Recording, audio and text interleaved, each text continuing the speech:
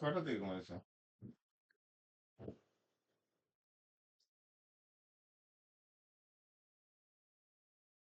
ঠিক আছে, ঘুমাতে সমস্যা আছে। ঘুমাইছো ঘুমাইছো ভালো হয়েছে।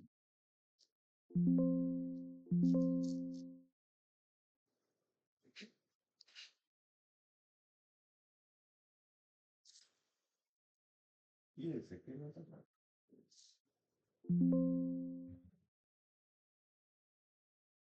ঝাল না মুখে দিয়েছে আমার।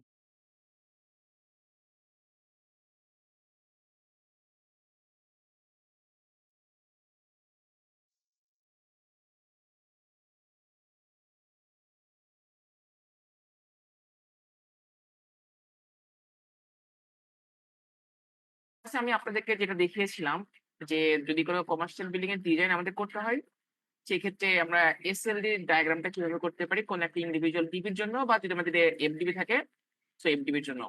এবং আমরা এটাও বলেছিলাম যে এখনকার যে মানে মডার্ন ড্রয়িং গুলো হয় সিনেমা বসে সেই জায়গাতে অনেক সময় দেখা যায় যে আমরা এসএলডি করি না কোনো ডিবির জন্য, বা দেশের বাইরে যদি আপনি কাজ করেন তখন এই এসএলডি টা করা হয় না। তার পরিবর্তে আমরা একটা প্যানেল শিডিউল তৈরি করে থাকি, যেটাকে আমরা বলি এক্সেলে প্যানেল শিডিউল তৈরি করা।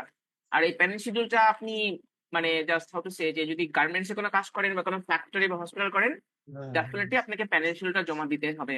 আর যদি দেশের বাইরে কোনো কাজ করেন সেই জায়গাতে আপনাকে প্যানেল শিডিউলটা করতে হবে। তো এই প্যানেল শিডিউল করার জন্য কিছু প্রসেস আমাদেরকে ফলো করতে হয়। সো আজকের ক্লাসটা বেসিক্যালি হচ্ছে প্যানেল শিডিউলটা আমরা কিভাবে তৈরি করে থাকি বা বাংলাদেশের জন্য কোন প্যানেল শিডিউলটা প্রযোজ্য সেটা নিয়ে আমরা ডিল করবো। এখানে আমরা একটা এক্সেল ফাইল দেখে আসি আগে থেকে। তো এই জায়গায় আমি যেটা করেছি যে আপনাদের জন্য একটা পরিপূর্ণ গাইডলাইন দিয়ে দেবো যে ধরেন আপনার বিল্ডিংটা একতলা হোক বা কোন একটা গার্মেন্টস এর ফুল বিল্ডিং হোক না কেন, আপনার পক্ষে প্যানেল শিডিউলটা যেন করা সম্ভব হয়। কারণ একটা ডিবি না, কিন্তু এই ডিবি গুলাকে আপনি এফডিবির সাথে লিঙ্ক করবেন, বা এফডিবি সমন্বয়ে যদি কোনো এমডিবি থাকে এমডিবির সাথে লিঙ্ক করতে হবে, বা যদি এমডিবি থেকে কোনো এলটি প্যানেলে যান এলটি প্যানেলে লিঙ্ক করতে হবে। কারণ আপনি এক জায়গাতে চেঞ্জ করলে বাকি সবগুলোতে যেন ইফেক্টটা পড়ে। তো এরকম করে আমরা একটা ডিবির প্যানেল শিডিউল করবো। যেমন ধরেন আমি এটা অলরেডি একটা গার্মেন্টস এর প্যানেল শিডিউল তৈরি করা মানে প্র্যাকটিক্যালি যেটা দেখে কাজ হচ্ছে। তো এই জায়গাতে একটা জিনিস খেয়াল করে দেখেন, সবার আগে আমরা এইরকম একটা ফরম্যাট রেডি করে ফেলবো যাতে করে আমার একটা প্রোটোটাইপ থাকে, যে জায়গাতে আমার পরবর্তীতে যে কাজগুলো হবে বা পরবর্তীতে যদি আমি কোনো বিল্ডিং এর জাস্ট এই বিল্ডিং অন্য কোনো বিল্ডিং এর দিকে যাই, কোনো ডিবির দিকে যাই, আমি জাস্ট শুধুমাত্র এইটা এডিট করলেই যেন হয়ে যায়, যাতে করে আমার কাজটা অনেক ইজি হয়ে যায়। সো এখন এই প্যানেল মধ্যে অ্যাটলিস্ট কি কি জিনিস আমাদেরকে অন্তর্ভুক্ত করতে হয় এটা আমরা একটু দেখে আসি। আপনাদের মনে থাকার কথা গত ক্লাসে আমি বলেছিলাম যে আমার ইনকামিং ডিবির যে সার্কিট ব্রেকারটা হবে বা যে মনে করেন কেবলটা হবে, সেটা আমরা কখন বুঝতে পারি যখন আমি দেখি যে আমার ডিবিতে কতটুকু লোড আছে, তার উপর ভিত্তি করে আমরা সার্কিট ব্রেকার বের করি বা কেবলটা বের করে থাকি। সো আলটিমেটলি দেখেন এই জায়গার মধ্যে আমরা এই জিনিসগুলো পাবো, যেমন মেন ব্রেকারের সাইজ কত বলে দিতে হবে, আমার ইনকামিং কেবল কত এটা বলে দিতে হবে। আর এই জিনিসগুলোর মধ্যে কি কি আছে, যেটা আমরা আমাদের এই যে এসএলডি এর মধ্যে করেছি, সেই এসএলডি তে যেটা আমি অটোক্যাডে আঁকাইছেন সেটাই আমি এই জায়গার মধ্যে নিয়ে চলে আসছি। তো কি কি থাকে, প্রথমত হচ্ছে সার্কিট নাম্বার। যেমন ধরেন আপনার ডিবি রান্নারে 10টা সার্কিট আছে, আপনি সিম্পলি 1 2 3 4 5 6 করে সার্কিটটা লিখবেন। গত ক্লাসে আমরা এটা বলেছিলাম না যে আর ওয়াই বি একটা সিকোয়েন্স ফলো করে, তারপরে আবার আর ওয়াই বি লিখতে হয়, তারপর এটা অনেক সময় বুঝতে আমাদেরকে মুশকিল হয়ে পড়ে। তার জন্য আমরা কি করি যে আর ওয়ান আপ টু আর থ্রি এইভাবে করি। সো এক্স্যাক্টলি দেখেন এটা আমরা এইটা করে দিয়ে আসছি যে কোনটা আর ওয়ান, কোনটা আর থ্রি, আমাকে কোনটা কোনটা আর ফোর। লাগাইতে পারে না। এটা হচ্ছে যে ভাই আমার যে বলবো আউটগোয়িং সার্কিট ব্রেকারটা থাকবে, আউটগোয়িং সার্কিট ব্রেকার রেটিংটা আমাকে এখানে উল্লেখ করতে আমার হয়। সময় আছে। তারপর হচ্ছে আমাদের যে আউটগোয়িং সার্কিট ব্রেকার কেবল থাকে, যেমন ধরেন আমার যদি এসি সার্কিট হয় সেক্ষেত্রে আমরা 4 কেবল ইউজ করে থাকি। যদি আমরা মনে করেন লাইট ফ্যান হয় 2.5 থাকে, যদি মনে করেন অন্য কোনো ইকুইপমেন্ট থাকে তার রেসপেক্টে যে কেবলটা হবে সেটা আমাদেরকে এখানে উল্লেখ রাখতে হবে। এটা লোডের ও টাইপ সেই থাকে। লোডের টাইপ বলতে কি, এটাকে আপনি লাইটিং লোড ভালো না। নাকি আপনার কোনো মোটরের লোড নাকি মনে করেন যে কোনো এসি বা কোনো বলে গিজার, বসে আছে। সেটাই জায়গার মধ্যে আপনি রাখবেন। পয়েন্ট রেফারেন্স মানে হচ্ছে একটা সার্কিটে যেমন আমরা বলেছিলাম 10টা পয়েন্ট থাকতে পারে। 10টা পয়েন্ট বলতে কি 10টায় লাইট নাকি 10টায় ফ্যান নাকি 10টা এক্সস্ট ফ্যান। তো যদি লাইট হয় কয় টাইপের লাইট আছে, কি কি আছে সেটা আপনি এই জায়গার মধ্যে উল্লেখ রাখবেন। তারপরে কয়টা পয়েন্ট হয়েছে পয়েন্ট আপনি লিখে দিবেন। এরপরে বলছে ওয়াট পার পয়েন্ট, মানে ধরেন আপনার একটা ফ্যান এবং 9টা লাইট আছে একটা সার্কিটে মনে করেন, তাহলে প্রতিটা ফ্যানের জন্য কত ওয়াট করে ধরেছেন according to BNBC 100 watt. So এই 100 ওয়াট আপনাকে থাকতে হবে। আবার মনে করেন যে আপনার হয়তো কোনো লাইট আছে 48 ওয়াটের, সেটা লিখে দিবেন যে 48 ওয়াট করে আমরা ধরছি, যাতে করে হচ্ছে কোন একটা সার্কিটে যে আপনি বলে দিলেন যে আমার হয়তো 1 কিলোওয়াট লোড আছে, ইটস কল ব্রেকডাউন, যাতে করে যে অডিটর আছে বা আপনার যে ফিউচার রেফারেন্সে তারা যেটা বুঝতে পারে যে এক্স্যাক্টলি আমি যে 1 কিলোওয়াট ধরছি এটা আমার কিসেস বেসিসে ধরছিলাম, বা 1 কিলোওয়াট লোডটা আমার কোন কোন ফিটিংসে কনজিউম হইতেছে সেটা আমরা দেখতে পারবো। এখন এইটা মানে করার যে মানে হাউ টু সে যে করার যে বেনিফিটস এটা আসলে আমরা কিভাবে নিই। যেমন ধরেন আপনি যদি সিম্পলি এরকম একটা ড্রয়িং দিয়ে দেন, তো এইখান দেখে কিন্তু বুঝার উপায় নাই যে আলটিমেটলি আমি এই সার্কিটে আর কোনো ফিক্সার যোগ করতে পারবো কিনা। আমি জাস্ট সিম্পলি বলে দিলাম যে SB1 এবং SB2 এই দুইটা মিলে আমার একটা সার্কিট তৈরি হয়ে গেছে। এখন SB1 এবং SB2 র আন্ডারে আমার কতটুকু লোড আছে এইটা যদি আমি না জানি, তাহলে কিন্তু আমি ভবিষ্যৎ ডিসিশন নিতে পারবো না যে এই জায়গায় আমার সার্কিট ব্রেকার 10-এ রাইখা আমি এটাকে একটা লাইট বাড়াতে পারবো নাকি কমাতে পারবো। আবার যদি আমি বলে দিলাম যে মনে করেন আমার SB1 এবং SB2 র আন্ডারে হয়তো আমার 500 ওয়াট লোড আছে। এখন এই 500 ওয়াট লোডটা আমার কি টাইপের লোড, এটা কি সকেট লোড নাকি লাইট লোড নাকি অন্য কোনো লোড, যদি আমি না জানি তাহলে কিন্তু ক্যারেক্টার দেখেও আমি ডিসিশন নিতে পারবো না যে এই জায়গাতে লোডটা আমি ফিউচারে বাড়াতে পারবো নাকি কমাতে পারবো। তো এই ঝামেলাগুলোকে অ্যাভয়েড করার জন্যই বেসিক্যালি এরকম একটা প্যানেল শিডিউলের কনসেপ্টটা প্রবর্তন করা হয়েছে। তো প্যানেল শিডিউলটা আগে শুধুমাত্র হসপিটাল বিল্ডিং এর জন্য আমরা দিতাম, বাট এই যে RSC বলি বা অ্যাকর্ড অ্যালায়েন্স বলি ওরা আসার পরে এটা গার্মেন্ট সেক্টরে বা যে কোনো ফ্যাক্টরের জন্য এই প্যানেল শিডিউলটা ম্যান্ডেটরি করে দিচ্ছে। আর যদি আপনি রেসিডেন্সিয়াল বিল্ডিং চিন্তা করেন, সেই ক্ষেত্রে রেসিডেন্সিয়াল বিল্ডিং যদি খুবই বড় আকারের বিল্ডিং হয়, লাইক মনে করেন 150টা 200টা বা 300টা ফ্ল্যাট আছে কোনো বিল্ডিং এ, সেই ক্ষেত্রে প্যানেল শিডিউলটা রাখতে পারে। আর কমার্শিয়াল বিল্ডিং এ যদি সরকারি বিল্ডিং করেন সেই ক্ষেত্রে আপনাকে প্যানেল শিডিউলটা জমা দিতে হবে। ওকে, আর এটা হচ্ছে টোটাল ওয়াটেজ। এরপরে হচ্ছে আমার যে সার্কিটটা আসলো আউটগোয়িং এ, সেই সার্কিটটা আমার কোন ফেজে পড়ছে সেটা আপনাকে উল্লেখ করতে হয়, এটা বা ওয়াই বা পি। আর এই জায়গায় রিমার্কস থাকে, রিমার্কসটা কেন রাখতে হয় যে কোনো মানে আপনি যখন ডকুমেন্ট জমা দিবেন, not panel schedule, every single document যে জায়গাতে ক্যালকুলেশন থাকে সেই জায়গায় অলওয়েজ একটা কলাম রাখবেন রিমার্কস এর জন্য। তো রিমার্কস আমরা কেন ইউজ করে থাকি, যখন ধরেন আপনি অ্যাজ এ প্রফেশনাল কনসালটেন্ট হিসেবে কোনো কিছু সাবমিট করবেন, অনেক সময় ক্লায়েন্টের সে থাকে বা ক্লায়েন্টের মনে করেন রিকোয়ারমেন্ট চেঞ্জ হয়, সেক্ষেত্রে ওই রিকোয়ারমেন্টের উপর ভিত্তি করে আপনারা যে সার্কিটটা চেঞ্জ করছেন সেটা রিমার্কস এর মধ্যে উল্লেখ রাখতে পারেন, যাতে এই যে ডকুমেন্টস থাকে। তো এই রিমার্কস রাখার আরেকটা সুবিধা হচ্ছে যে অনেক সময় দেখবেন যে আপনাকে ক্লায়েন্ট হচ্ছে হাউ টু সে যে প্রজেক্ট বেসিস হায়ার করবে, যে আমার প্রজেক্ট আপনি কমপ্লিট করে দেন, আপনাকে হয়তো আমরা 10 লাখ টাকা দিব। তো ওই কাজের স্কোপ যখন চেঞ্জ হয়, ওই স্কোপ গুলা চেঞ্জ হলে পরবর্তী যখন বিল আপনি ক্লেম করবেন, ওই বিল ক্লেম করার জন্য অনেক সময় রিমার্কস এই ডকুমেন্ট গুলো লাগে যে আমি তো এই কাজগুলো নতুন করে করছি বা আমাকে রিওয়ার্ক করতে হয়েছে, সো আমি 10 লাখের থেকে হয়তো আমি 10 টাকা বা 15 টাকা বেশি নেব, তার জন্য রিমার্কসটা অলওয়েজ রেখে দিতে হয়।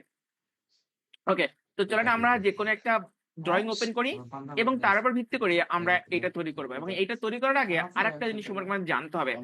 যেমন ধরেন আমরা যে ড্রয়িংটা আপনাকে দেখাইছিলাম, এই জায়গায় একটা উল্লেখ করা ছিল যে আমার এগুলা সব ডিবি, ধরেন এইটা আমার একটা ডিবি, তারপরে হচ্ছে এইটা একটা ডিবি, তো এই ডিবি গুলো আমার একটা FDB থেকে আসছে, রাইট? তো আলটিমেটলি আমার এই ডিবির আন্ডারে মনে করেন 10 কিলোওয়াট লোড আছে, এই ডিবির আন্ডারে 10 কিলোওয়াট লোড, তো আমার 20 কিলোওয়াট লোড আছে। ইন কেস আমি এই জায়গাতে একটা এসি মনে করেন যোগ করছি, আমার হয়তো কোনো একটা অফিসার এসি যোগ করার কথা বলছে, তো আমি এই জায়গাতে এসিটা মনে করেন না, তো আমার 2 কিলোওয়াট লোড আমার আরো যোগ হলো, তার মানে এটা 12 কিলোওয়াট হলো, এটা 10 কিলোওয়াট হলো, এটা কিন্তু 22 কিলোওয়াট হয়ে গেল। তার মানে যখন প্যানেল শিডিউল তৈরি করবো তখন এই FDB তে দেখেন ডাইরেক্টলি কোনো লোড কিন্তু কনজিউম করা নাই, FDB শুধুমাত্র আমার দুইটা ডিবি কে লাইন দিছে। তার মানে আমার FDB সাথে এই DB1 এবং DB2 কে লিংক করে রাখতে হবে, যাতে করে আমি যখন 2 কিলোওয়াট এখানে যোগ করব আমাকে যেন ম্যানুয়ালি FDB তে যায় 2 কিলোওয়াট যোগ করতে না হয়, যেটা অটোমেটিক এই 2 কিলোওয়াটটা এই জায়গায় 2 কিলোওয়াট হিসেবে যোগ হয়ে যায়। তো তার জন্য আমি একটা সিম্পল একটা ফরম্যাট রেডি করে রেখেছি, একটু দেখাই দিই। দেখেন এই জায়গাতে আমার কোন একটা বিল্ডিং এ মনে করছে একটা FDB আছে, তো এই একটা FDB এর আন্ডারে আমার 3টা ডিবি আছে, DB1 আছে, DB2 আছে, DB3 আছে। তার মানে হচ্ছে এই FDB আমার এই যে 19 কিলোওয়াট লোড, 11 কিলোওয়াট লোড বা এই 11 কিলোওয়াট লোড, এই সবগুলো আমার এই জায়গা থেকে পাবে। দেখেন এই জায়গা থেকে পাবে। তো আমি এটা কিভাবে করব, এই জায়গা যায় আপনি জাস্ট সিম্পলি দেখেন আমার এই ঘরগুলোকে যোগ করে দিবেন। এই যে দেখেন এটা কি লেখা আছে, DB1 12 L17। তার মানে হচ্ছে এই যে DB1 12 এই ট্যাবে আমি আসছি, এই ট্যাবে আর ফেজে কত লোড আছে, 6500 ওয়াট আছে। দেখেন এই যে আর ফেজে 6500 ওয়াট আছে। তাহলে আমি কি করছি, এই জায়গা যায় একটা সমান সমান চিহ্ন দিছি, তারপরে এই ট্যাবে যায় এইখানে আমি অ্যাড করে দিয়েছি। দেখেন, 65 ওয়াট চলে আসছে। আমি যদি কোনোদিন এই জায়গাতে মনে করেন আমার লোড চেঞ্জ হয়েছে, ইন কেস আমার 2500 ওয়াটের জায়গায় মনে করেন 2200 ওয়াট হয়েছে, তাহলে কত এটা 6200 ওয়াট আসলো। এই জায়গা দেখেন আমার এটা 6200 ওয়াট হয়ে গেছে, যাতে আমার ভবিষ্যতে এই ধরনের যখন চেঞ্জ গুলো হয় এটার জন্য আমাকে ম্যানুয়ালি না করতে হয়। এখন আপনার তো মনে হতে পারে যে ভাই এটা তো আসলে কঠিন করে কিছু না, আমি তো যদি এটা নাও করি আমি হয়তো ম্যানুয়ালি যা 6200 আসছে আমি এটা দেখে এটা বসাই দিলাম, এটা ছোট বিল্ডিং এর জন্য ইটস ওকে। বাট যখন আপনি মানে you are dealing a massive অ্যামাউন্টের ওয়ার্ক, তখন আপনি এই জিনিসগুলো ভুলে যাবেন বা আপনি মনে থাকবে না যে আমার ডিবি গুলা সাথে কোন এফডিবি টা কানেক্টেড আছে, এই এফডিবির লোডটা আমাকে চেঞ্জ করতে হবে।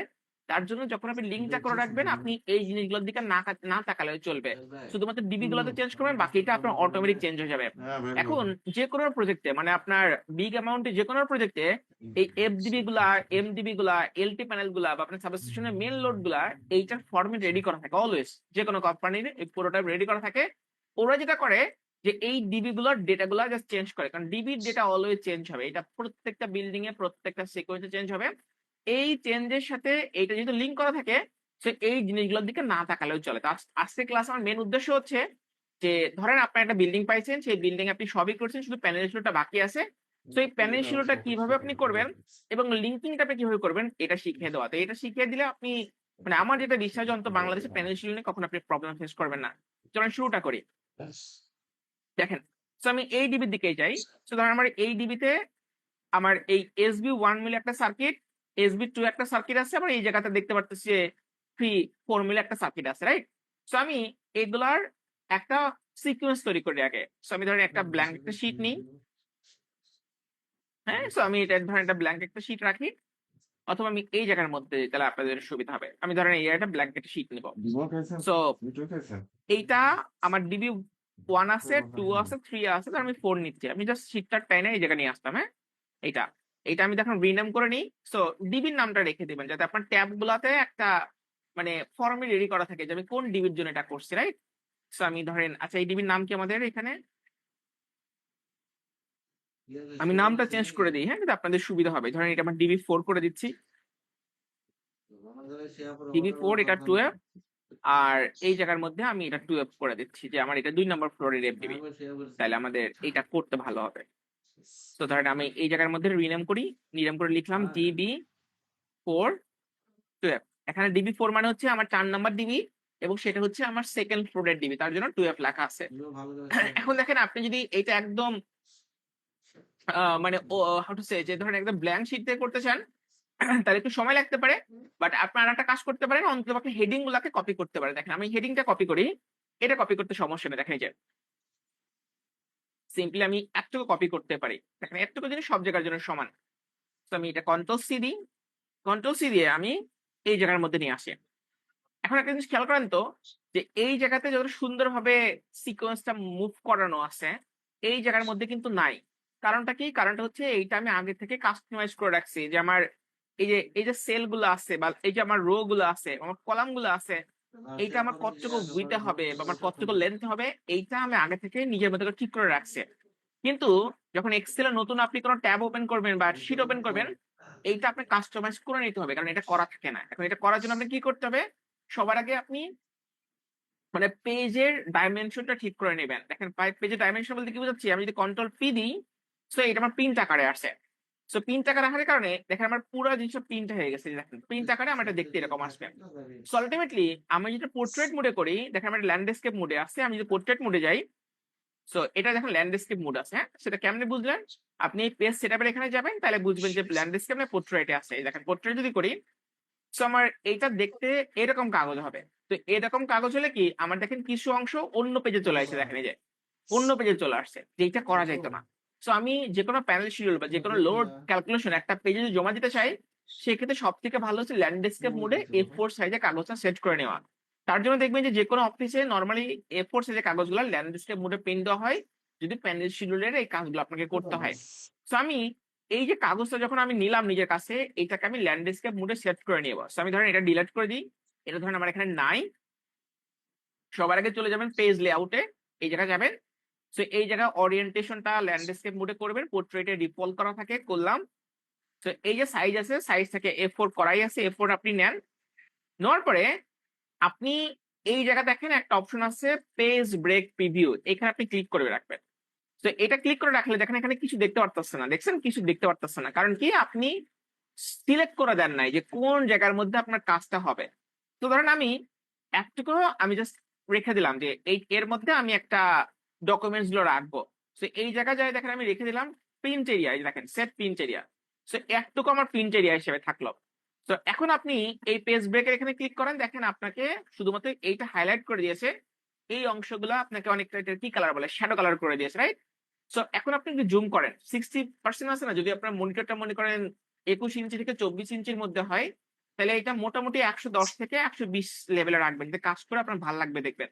তো আমি যেটা করি বেশিরভাগই আমার 120-এ থাকে, যেহেতু এটা 21 ইঞ্চির মনিটর, রাইট? তো আপনি 21 ইঞ্চি বা 21.5 বা 24 হলে একই ফরম্যাট রাখতে পারেন। ওকে, এখন এরপর আরেকটা জিনিস খেয়াল করে দেখবেন, আপনি এই জায়গায় দেখেন লেখা আছে স্কেল। সো স্কেল লেখার অর্থ যদি 100% থাকে, তার মানে ধরেন আমি যদি এই জায়গাতে এ লিখি, সিম্পলি মনে করেন আমি এখানে এ লিখলাম, আমি যদি এই হোমের এখানে যাই, এই যে ক্যালিবারি ফন্ট আপনি রাখতে পারেন, বাট বেশিরভাগ সময় ক্যালিবারি এরিয়াল বা টাইম নিউ রোমান্স এটাই চয়েস করা হয়। যদি 11 রাখেন তাহলে এটা দেখতে এরকম, আর প্রিন্ট করলে এক্স্যাক্টলি এরকমই দেখতে পারবেন। বা অনেক সময় দেখা যায় যে এগুলো একটু বেশি বড় হয়ে যায় যদি আপনি ফন্টটা 11-তে রাখেন। এই জন্য যে কোনো ডকুমেন্টস প্রিন্ট দেওয়ার জন্য নিয়মটা হচ্ছে যে আপনার স্কেলটা মোটামুটি 75 থেকে শুরু করে 80% এর মধ্যে রাখবেন, অনেক সময় 65% থেকে 70% হলেই চলে। তো আপনি এই স্কেলটা 70% এনে রাখতে পারেন, এই যে রাখেন রাখতে পারেন। সো আমার স্কেলটা 70-তে থাকলো, আপনি 70 থেকে 80-র মধ্যে যে কোনো একটা ফিগার রাখলেই চলবে। সেক্ষেত্রে এই হোম ট্যাবে যায় ফন্ট গুলাকে আপনি 11-তে রাখতে পারেন যদি আপনার এরিয়াল, ক্যালিবারি বা টাইম নিউ রোমান সিলেক্ট করেন। এর বাইরে সিলেক্ট করতে পারেন, বাট নর্মালি এটা করা হয় না অফিসিয়াল ডকুমেন্টস এর জন্য। এখন আমি এই জিনিসগুলোকে কপি করে নিয়ে আসি, তাহলে আমার জন্য সুবিধা হবে। তো আমি ধরেন এখানে যাই, কন্ট্রোল সি দিই, এখন আমি এই জায়গার মধ্যে যাই। সো যাওয়ার পরে আমার মেবি আর একটু বেশি করে নিতে বলছে, আমি এটা একটু বেশি করে এই পর্যন্ত আনি। হ্যাঁ, সো আলটিমেটলি এই জায়গাটা খেয়াল করে দেখেন আমার এই রো গুলাকে কোন হাইটে আমি রাখছি। এই যে দেখেন এগুলো 7, 8, 9, 10 এগুলো হচ্ছে আমার রো। সেটা চেক করার জন্য কি করতে পারেন, আপনি এখানে যান, যাওয়ার পরে এই জায়গায় দেখতে পারবেন ফরম্যাট, এই যে ফরম্যাট আছে এখানে যাবেন, যাওয়ার পরে দেখেন দেখা যাচ্ছে রো হাইট আছে 22। তো এক্সেল এর ডিফল্ট করা থাকে মেবি 15। আমি যদি এখানে যাই, এখানে যাই রো হাইট দেখি, সো 15 আছে। তো যদি আপনি কোনো মানে রো আকারে কোনো কিছু লিখতে চান, সেই ক্ষেত্রে মানে সব থেকে ভালো সাইজ যদি সিঙ্গেল লাইন হয় 20 থেকে 22। তো যদি খুব বেশি রো হয়ে যায় 20, আর যদি একটু ফাঁকা ফাঁকা থাকে তাহলে 22। আমি বেশিরভাগ সময় 20 থেকে 22-এর মধ্যে যে কোনো একটা চয়েস করা থাকে। তবে আমি এই যে 1 এর এখানে ধরে একদম শিফট চাইপা 33 পর্যন্ত আসবো, আপনার 33-এর জায়গায় 100 হইতে পারে। তো এই পর্যন্ত আসবেন, আয়সা এই ফরম্যাটের এখানে যাবেন, রো হাইটে ক্লিক করবেন, এটা 22 করে দিলেন, দেখেন 22 করে দিলাম, একটু বড় লাগবে, মানে আপনি একটু মানে গ্রিপ পাবেন যে ঠিক আছে। এই জায়গার মধ্যে দেখেন লেখা আছে মেন ইনকামিং ব্রেকার। হ্যাঁ, সো আপনি পুরো জিনিসটাকে একটা কালো কালার করে দিচ্ছি। সো আমি এইগুলো এখন লিখতে পারবো না, বলেন তো কেন? কারণ আমি তো জানি না আমার ইনকামিং ব্রেকারের সাইজ কত, যদি আমি লোড না জানি, রাইট? সো মেন ইনকামিং ক্যাবলের সাইজ আমি জানি না এটা আমার কত হবে। তো বেশিরভাগ সময় যেটা হয় যে কোনো ডিবিতে আমরা যে ক্যাবলটি ইউজ করে থাকি রেসিডেন্সিয়াল বিল্ডিং বাদে, সেই জায়গাতে বিওয়াই এ ক্যাবলটা অ্যাভয়েড করা হয়। কারণ কি, যে অনেক সময় দেখা যায় ডিবিতে আমরা ক্যাবল ট্রে দিয়ে ক্যাবল গুলো নিয়ে আসি, বা ক্যাবল গুলো নেওয়ার জন্য যে পথটা ব্যবহার করা হয় সেটা অনেক রাফ অ্যান্ড টাফ থাকে, বা অনেক সময় দেখা যায় যে আন্ডারগ্রাউন্ড ক্যাবল এসে আমার ডিবির মধ্যে লাগতে পারে, বা অনেক সময় এটা হতে পারে যে ধরেন আপনার ডিবিতে যে ক্যাবল গুলো আছে ডিবি গুলো হয়তো খুব বেশি প্রিফারেবল লোকেশনে নাই, তার জন্য বিওয়াই ক্যাবলের পরিবর্তে ডাবল লেয়ার ইনসুলেশন আমরা ব্যবহার করে থাকি। তো ডাবল লেয়ার ইনসুলেশন যদি হয় সেক্ষেত্রে আপনাকে এন টু এক্স সময় বা এনওয়াই ওয়াই ক্যাবলটা ব্যবহার করতে, যেটা আপনারা অলরেডি জানেন।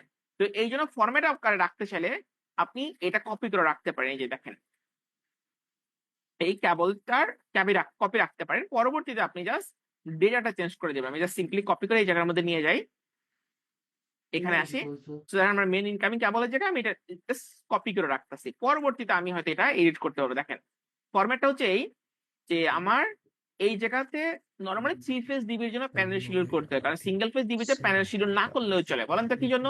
কারণ সিঙ্গেল ফেজ ডিবিতে আপনাকে ফেজ ব্যালেন্সিং করতে হবে না, শুধুমাত্র ডকুমেন্টটা মানে প্রিজার্ভ করার জন্য কোন কোন সার্কিটে কি পরিমাণ লোড আছে এইটা শো করার জন্য প্যানেল শিডিউল করতে পারেন। বাট বেশিরভাগ সময় 3 ফেজ ডিবিতে সবসময় প্যানেল শিডিউলটা করতে হয়। সো আমি দেখেন এই 4th মানেতে বুঝতে পারতেছেন যে আমার 4টা ক্যাবল হবে, কারণ 3টা ফেজ একটা নিউট্রালের জন্য। 1C মানে কি সিঙ্গেল কোর, আপনি চাইলে এই 1Cটা বড় হাতে লিখতে পারেন। হ্যাঁ, বড় হাতে লিখলাম। এরপরে হচ্ছে এই 16টা কি, 16 হচ্ছে ক্যাবলের ক্রস সেকশনাল এরিয়া। সো এই 16টা আমার চেঞ্জ হবে। আর এই যে মিলিমিটার স্কোয়ার NYY এগুলা কিন্তু আর চেঞ্জ হওয়ার কথা না, আমার শুধুমাত্র ক্যাবলের এইটা চেঞ্জ হবে এবং তার রেসপেক্টে আমার হচ্ছে এই ECT চেঞ্জ হবে, রাইট? বাট বাকি ফরম্যাটটা কিন্তু ওই রকমই থাকবে। সিমিলারলি আমার এই মেন ইনকামিং ব্রেকারের জন্য একই রকম কথা। সো আমি যদি এখান থেকে কপি করে নিয়ে যাই, কপি করলাম, সো কপি করে আমি যদি এখানে বসাই, ধরেন আমি এটা এখানে দিলাম, সো আমি এটা এই পর্যন্ত আনলাম, দেখেন আমার এই 63 জায়গায় কোনো সময় 100 হবে, কোনো সময় 40 হবে, এই জিনিসগুলাই থাকবে, এর বেশি কিন্তু কোনো কিছু না। একটা জিনিস খেয়াল করে দেখছেন কি, আমরা এই জায়গায় দেখেন লিখে রাখছি সেট পয়েন্ট। এখন এইটা আসলে কি মিন করে, সেট পয়েন্ট জিনিসটা কেমন? লাইক মনে করেন কোন একটা সার্কিট ব্রেকার আছে, 400 অ্যাম্পিয়ারের ব্রেকার আছে, আপনি 400 অ্যাম্পিয়ার ব্রেকারটা ব্যবহার করছেন। এখন আপনি যখন ব্রেকারটা কিনে আনছেন, বলেন তো আপনার চাহিদা কি? চাহিদা হচ্ছে আপনি চাচ্ছেন যে এই ব্রেকার জন্য অ্যাটলিস্ট 400 অ্যাম্পিয়ার পর্যন্ত কারেন্টটা ক্যারি করে, সেট থেকে কম ক্যারি করুক, এটা আপনি চাইতেছেন না। এর থেকে বেশি যে করবে না এটা আপনি অলরেডি জানেন, কারণ রেটিং এর থেকে সে বেশি করার জন্য তৈরি করা হয় না। বা কিছু কিছু সিনারিও থাকে যে মোমেন্টে হয়তো আপনার চাহিদা এমন যে 400 অ্যাম্পিয়ার আমার দরকার নাই, আমার জন্য হইলে 250 অ্যাম্পিয়ার হলে ভালো হইতো। এখন আপনি চিন্তা করতেছেন 250 হইলে তো আমাকে নতুন একটা ব্রেকার কিনতে হবে, সো আমার 400 অ্যাম্পিয়ার ব্রেকারও কিনা লাগতেছে, 250 কিনা লাগতেছে। তো এই ধরনের প্রবলেম গুলো আমরা কোন কোন জায়গায় ফেস করি, যখন আমার গার্মেন্টসে আসে বা কোনো ফ্যাক্টরি হয়, বা মনে করেন যে কোনো কনস্ট্রাকশনাল ওয়ার্ক চলে, তখন এই ডিলেমা গুলো আমাদের সামনে আসে যে আমার 400 এর ব্রেকার আছে, বাট আমার এই মুহূর্তে এত লোড নাই, আমি চাচ্ছি এটা 250 এর মতো করে আচরণ করুক, রিয়েল লাইফ এটা পসিবল কিনা। এটা পসিবল, কারণ হচ্ছে যে সার্কিট ব্রেকার গুলো দুই টাইপের হয়, একটা হচ্ছে ফিক্সড টাইপের সার্কিট ব্রেকার, একটা হচ্ছে অ্যাডজাস্টেবল টাইপ সার্কিট ব্রেকার। তার মানে হচ্ছে আপনি চাইলে এই সার্কিট ব্রেকারটাকে তার নির্দিষ্ট রেটিং এর হয়তো 60%, 70% বা 80% সেট করে রাখতে পারেন আপনার বর্তমান চাহিদা পূরণ করার জন্য। পরবর্তী যখন লোড বাড়বে তখন আপনি এটাকে 100% সেট করে রাখেন। এখন মনে করেন এটা যদি আপনি 100% বা 1 সেট করেন, তার মানে হচ্ছে এইটা 400 অ্যাম্পিয়ার কারেন্ট ক্যারি করতে পারবেন। এখন মনে করেন যদি আপনি এটাকে 80% সেট করেন বা 80 সেট করেন, 80 বা 80% একই জিনিস, বা 0.8 সেট করেন, তার মানে হচ্ছে এইটা আপনার 320 অ্যাম্পিয়ার কারেন্ট ক্যারি করতেছে। এখন প্রশ্ন করতে পারেন যে ভাইয়া এইটার প্র্যাকটিক্যাল একটা এক্সাম্পল দেন। এক্সাম্পলটা যে এরকম, ধরেন আপনার কোন একটা ফ্যাক্টরিতে হয়তো একটা সুইং ফ্লোর আছে, ওই মালিকের মনে করেন সামা হয়তো 500 পিস সুইং মেশিন বসানোর ক্ষমতা আছে, বাট এই মোমেন্টে সে হয়তো মনে করেন হয়তো সে 200 পিস সুইং মেশিন বসাইলো। তো এখন আপনি যখন লোড ক্যালকুলেশন করবেন, তখন কিন্তু আপনি 200 এই সুইং মেশিনের লোড ধরে আপনি দেখলেন যে আমার হয়তো 250 অ্যাম্পিয়ারের ব্রেকার লাগতেছে, তো আপনি 250 অ্যাম্পিয়ারের ব্রেকার এখানে ইউজ করে দিলেন, একদম সুন্দর করে ইউজ হয়ে গেল। বাট 3 মাস পরে যখন সে আপনাকে 500 অ্যাম্পিয়ার 500টা সুইং মেশিন দিবে, আপনি দেখলেন যে ধাপ করে লোডটা আমার 400 অ্যাম্পিয়ার চলে আসছে, এখন 250 অ্যাম্পিয়ার সার্কিট ব্রেকার আপনি কি করবেন? এটা কিন্তু আসলে আপনাকে ইউজ করার আর কোনো জায়গা নাই। আবার মনে করেন আপনি এখানে চাইলে আলাদা কোনো ডিবি ইউজ করতে পারতেছেন না, কারণ ডিবি ইউজ করলে আবার আপনাকে বিবিটি ব্যবহার করতে হবে, কেবল বেশি লাগবে, আবার আপনাকে ওয়ারিং করতে হবে। সো প্রবলেমেটিক একটা সিনারিও হয়ে গেল। সেই জন্য অনেক সময় হয় কি যে আমার লোডটা বাড়তে পারে বা আমার লোডটা হয়তো ফিউচারে ইনক্রিজ করবে, উই নো ইট। তো সেই ক্ষেত্রে আমার ফিউচারের লোডটাকে আমার মাথার মধ্যে রেখে অনেক সময় আমরা একটু একটু 1 সাইজ বা 2 সাইজ বড় সার্কিট ব্রেকার ব্যবহার করে থাকি, এবং সেটাকে একটা নির্দিষ্ট সেট পয়েন্টে সেট করি, যাতে করে পরবর্তীতে যখন আমার লোডটা বাড়বে আমি আমার সেটিংটা 0.8 এর জায়গায় 0.95 বা 0.9 বা 1 সেট করলে তখন ঠিকঠাক হয়ে যাবে। তো এইটা আপনি আপনার কন্ডিশন, আপনার লোড গুলাকে অ্যানালাইসিস করে ঠিক করে নেবেন।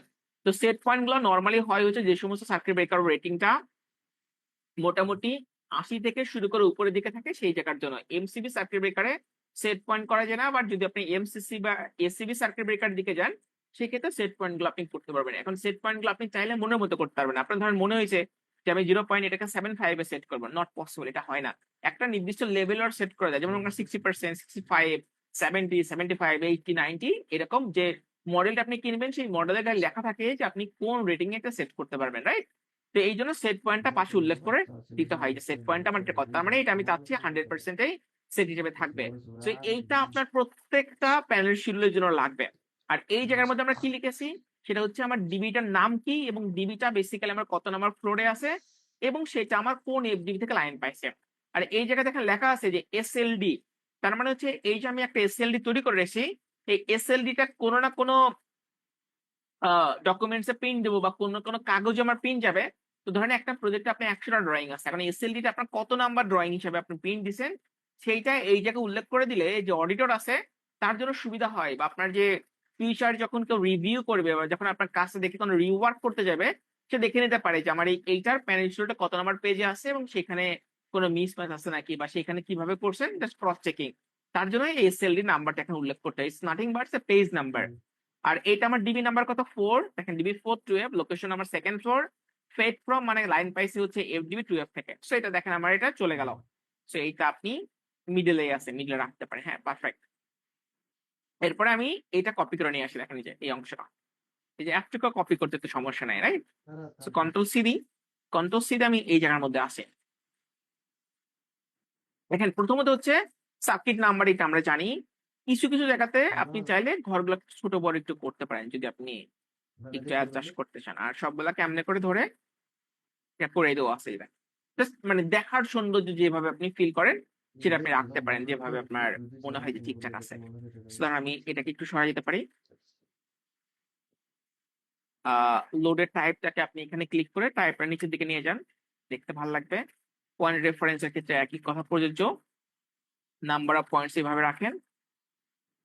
সো মেবি বাকিগুলো সবই ঠিকঠাক আছে হয়তো।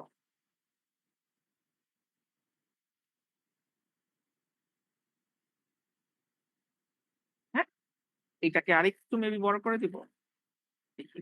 হ্যাঁ, করা যায়। ওকে, সো এটা সেট করে রাখবেন যাতে আপনি মানে যখন পিন দিবেন দেখতে যেন ভালো লাগে। আমি যদি কন্ট্রোল পি দিই, তো দেখেন আমার পিনটা বেশ বড় আকারে আসছে, এই জায়গার মধ্যে আবার গ্যাপ রয়ে গেছে। তার মানে হচ্ছে আমি চাইলে এইটার স্কেলটা একটু বড় করতে পারি। হ্যাঁ, তো আমি বড় করার জন্য কোথায় যাব? এই পেজ লেআউটের এখানে যাই, স্কেল 60% আছে না, আমি এটা 70 করি, দেখি কত হয়। এখন দেখেন আমার অনেকখানি জায়গা জুড়ে গেছে, বাট স্টিল আমার কিছু ফাঁকা জায়গা লাগতেছে। সো আমি চাইলে এখন এটাকে আরেকটু বাড়াতে পারি। সো আমি এই জায়গাতে যাই, 80 করি। এখন দেখি মেবি এইটা এখন একটু বেটার লুক লাগতেছে। আমি যদি আরেকটু বাড়াই, আরেকটু আরেকটু বা আরেকটু যদি বড় করে, দেখেন এখানে একটা দাগ চলে আসছে। বলেন তো কেন? ও বলতেছে যে তুমি যদি স্কেলটা 95% নাও, তাহলে একটা কাগজের মধ্যে আমি শুধু এক টুকরো প্রিন্ট দিতে পারবে, যে এক টুকরো, এই রিমার্কসটা বাদ পড়ে যাবে। তো এই জন্য চেষ্টা করবেন যে এই দাগটার জন্য না আসে, তার মানে হচ্ছে একটা কাগজের আপনি মাপটা নিতেছেন। তো আমি 90% করি, তাও থাকতেছে। সো 85 করলে এখন ঠিকঠাক আছে। এখন আপনি এখানে যান, দেখেন এখন এটা সুন্দর করে পেজের মধ্যে এটে গেছে। আর করবেন কি, এই পুরোটাকে এমনি করে ধরবেন, দেখেন আমি পুরোটাকে এমনি করে ধরলাম এই পর্যন্ত। তো এই জায়গা যাই, আমি হোমে যাই। সো হোমে যাওয়ার পরে দেখেন আমি এটাকে বর্ডার বলে। সো বর্ডারে এখানে যাই, বটম বর্ডার করবেন, মানে একদম পেজের লাস্টে বর্ডার থাকলো, তারপরে পেজের উপরে বর্ডার থাকলো, এই জায়গায় যাই আমার লেফটে বর্ডার থাকলো এবং রাইটে বর্ডার থাকলো। সো এই জিনিসটা ঠিক করে নেবেন। আর আমার এর নিচের দিকে এই পর্যন্ত জায়গাটা আমার একটা পেজের মধ্যে থাকলো, যে দেখেন এই পর্যন্ত। সো এর মধ্যে যদি আমি পিন দিই, আমার এটা থেকে যাবে, দেখেন এই যে এই পর্যন্ত, রাইট? সো আমি এটাকে আরেকটু চাইলে নিচের দিকে নিয়ে যেতে পারি এই পর্যন্ত।